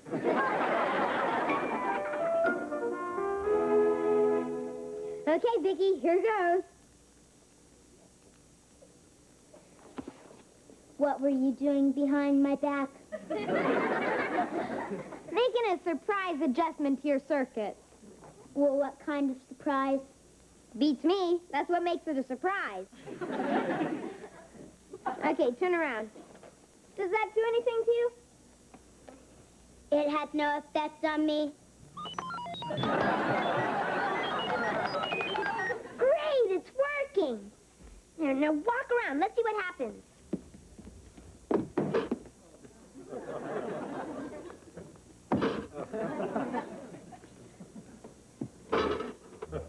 Perfect.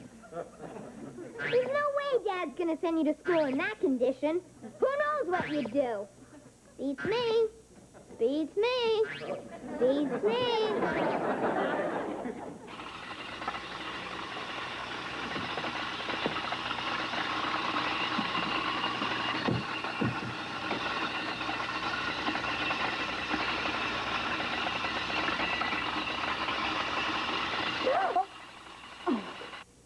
Apple for the teacher? How about a kiss from the teacher? My, you're precocious for a 7th grader. Why don't you give me after class? We'll make applesauce. That'll have to do for now, young man. I'm working on dinner. Thought I smelled something good? Come here. It's pot roast. Oh, and I had Vicky bake some cookies for dessert. Cookie. Wait. Cookie Monster upset? Look. Hi, Dad. Hi, Jamie. How was school today? Terrific.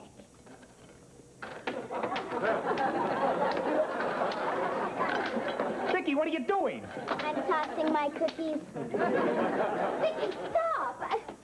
What's wrong with her? Well, we obviously have a malfunction here. Obviously, pea-brain. Look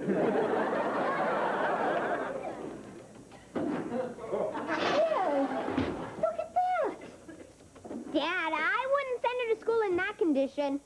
He's right, honey. It could be awfully risky. Oh, don't worry. I won't let her out of the house till I know what's wrong with her. Good. Heavens, what a shame. My friends at school will sure miss her. Yeah, well, I'll fix her after dinner. Vicky, go to your cabinet. Go to my cabinet.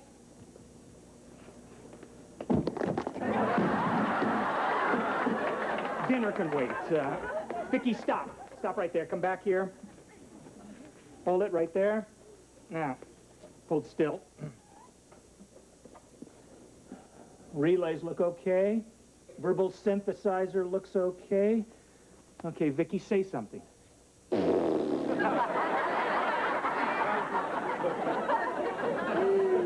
Never seen her acting so strangely. I bet it's going to take weeks to find the problem. Huh, Dad? Maybe even months. I found a problem. Maybe even seconds. Her bipedal ambulatory gyro is malfunctioning, which confuses her remote response effector circuits. That makes sense. Well, you boil all that technical talk down, it means something very simple. What's that? She got a screw loose. Okay, let's test her coordination. Vicky, touch your finger to your nose and take 3 steps forward. I swear to you, officer, I haven't been drinking. What? She saw that last night on a rerun of Adam 12. Okay, Vicky, walk. 1, 2, 3. Perfect. She's not drunk. Oh, is she sober enough to go to school with us tomorrow? Absolutely, positively. That's wonderful. Huh, Jamie? Wonderful isn't the word I had in mind. Well, come on, Ted. Help me set the table for dinner. Me? Come on. What's wrong with Vicky? I've got it screw loose. It stands 20... What am I gonna do with you, Vicky? The guys at school just don't like your personality. I've got the personality of a tree stump. Yeah. What you need is a personality transplant. Reggie's right. You never smile or tell jokes or laugh at anybody else's jokes. Hey, nobody's perfect. Wait a minute. Maybe I could program you with a new personality. I can do anything I'm programmed to do. Exactly. Okay, let's start with the basics. What do you do if you bump into somebody? I knock them over. I meant if you meet someone at school. You give them a big smile and you say, hey, buddy, give me 5, what's happening? Hey, buddy, give me 5, what's happening? Right, and if they say they've been sick or something, you act sad and say, well, I'm sorry, I hope you feel better tomorrow. Got it? Got it. And if they tell you a joke, you gotta go like this. Now that's really funny. What's a joke? A joke? Well, I'll give you an example. What has 4 wheels and flies? A garbage truck.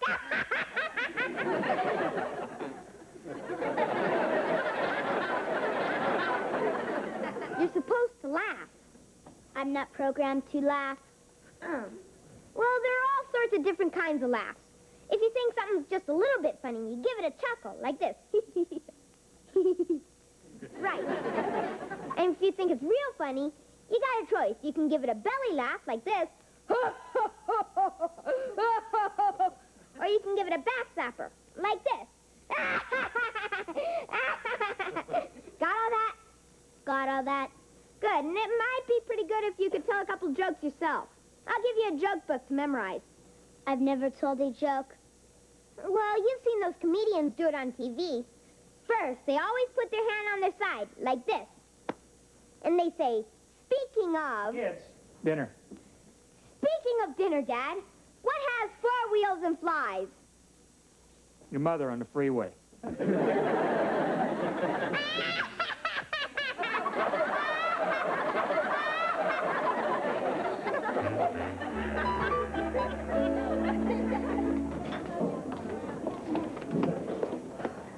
Okay, Vicky, there he is.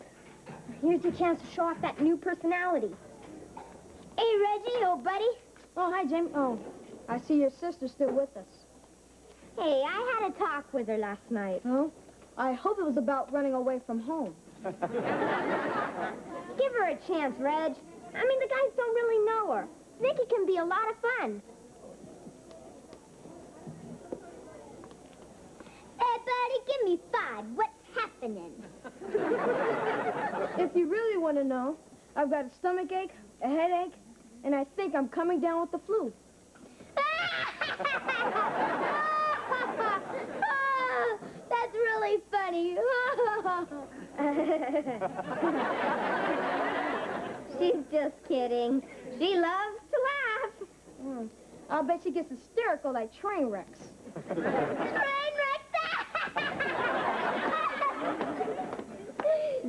Where was she when the marbles were passed out? Vicky, you don't laugh at tragedies. If you laugh in the wrong place again, I'm dead. Oh, I hope you feel better tomorrow.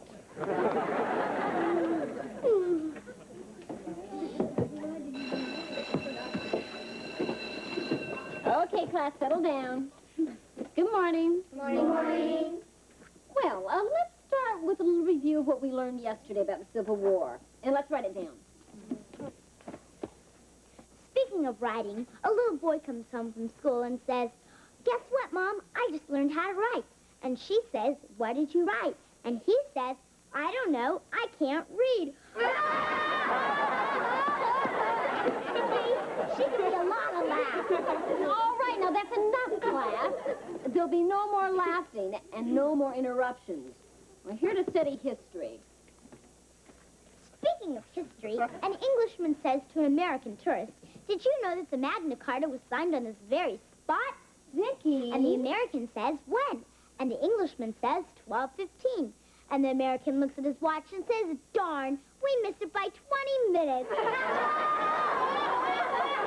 Okay, class, now stop it. Vicky, there will be no more jokes out of you. Got it? Got it. Good. Now let's continue. Reggie, what can you tell me about Lincoln's Gettysburg Address? Lincoln's address? I don't even know his phone number. All right, now that's enough, class. I'm really angry about this. And the one who's responsible is going to be punished. Mom, don't be too hard on Vicky. I didn't mean Vicky. I was talking about you. Young man, you're in hot water. Speaking of hot water, this guy says to a waiter, "What's this fly doing in my soup?" And the waiter says, "The backstroke." Class! Man, that was the worst day I ever had in school. I'm even in trouble with my parents. Speaking of parents, you've told your last joke. I'm gonna reprogram you and hear me good. Hear you good? I want you to forget everything. Forget everything. Hi, Dad. Don't hi, Dad, me. What's this your mother tells me about you programming Vicky with jokes and disrupting the classroom? Dad, I didn't mean to disrupt the class. I did it for her. I just thought it might make Vicky more popular with the guys. They don't like her. Why not? It's her personality. They don't hang out with me because of her. They won't talk to me because of her.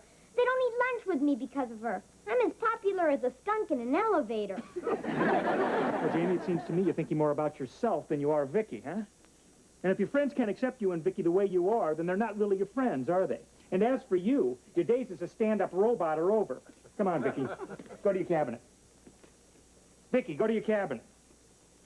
Vicky! Why isn't she answering, Dad? I don't know. Did something happen on the way home from school? No, she was talking fine a minute ago. What were you talking about? About disrupting the class by telling jokes. I told her to forget everything. Oh, no. Did you actually use the words forget everything? Yeah, why? What's wrong? By saying forget everything, Vicky has forgotten everything she's learned since the day I created her. Oh, no. Thanks a lot, Jamie. 3 years of work down the drain because you didn't like her personality. I'm sorry, Dad. Isn't there something you can do with her? Oh, sure, Jamie. If I decide to become a ventriloquist, I can use Vicky as the dummy.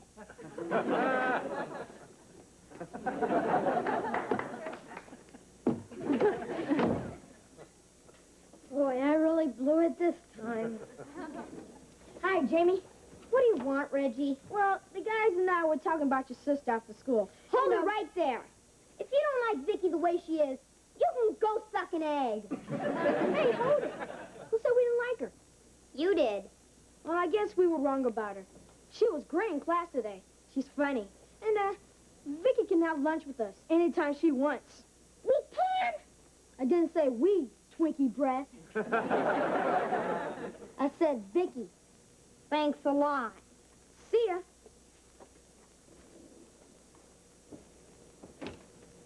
I'm just sick about this. I feel like I've lost a real child.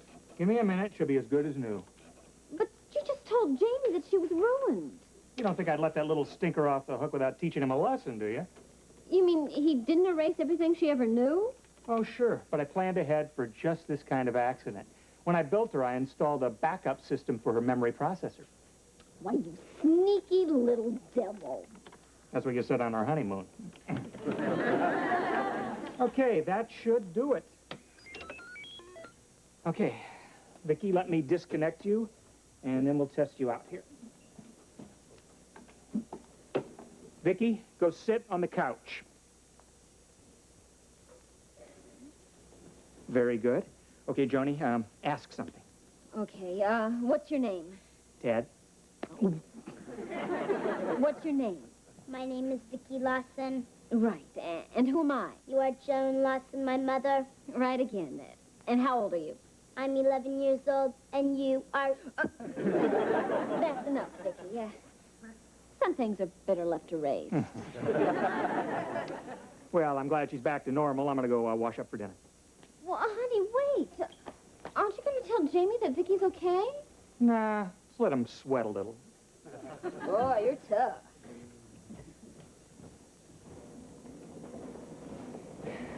Hi, Vicky. I'm sorry for what I did to you. I know you don't understand what I'm saying, but I feel awful. I've been a rotten brother. Right, Sweat a little? Vicky, you're okay. I'm okay. You're okay. I guess I owe you thanks for saving me with the guys. Speaking of guys, one guy says to another, "It's raining cats and dogs." And the other guy says, "I know. I just stepped in a poodle." Love that robot.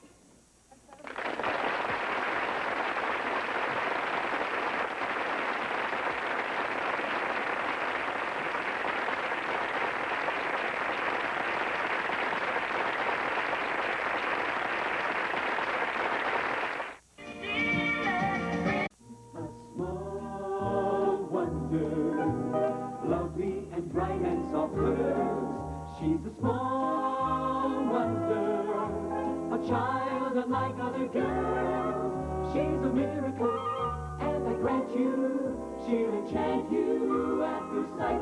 She's a small wonder.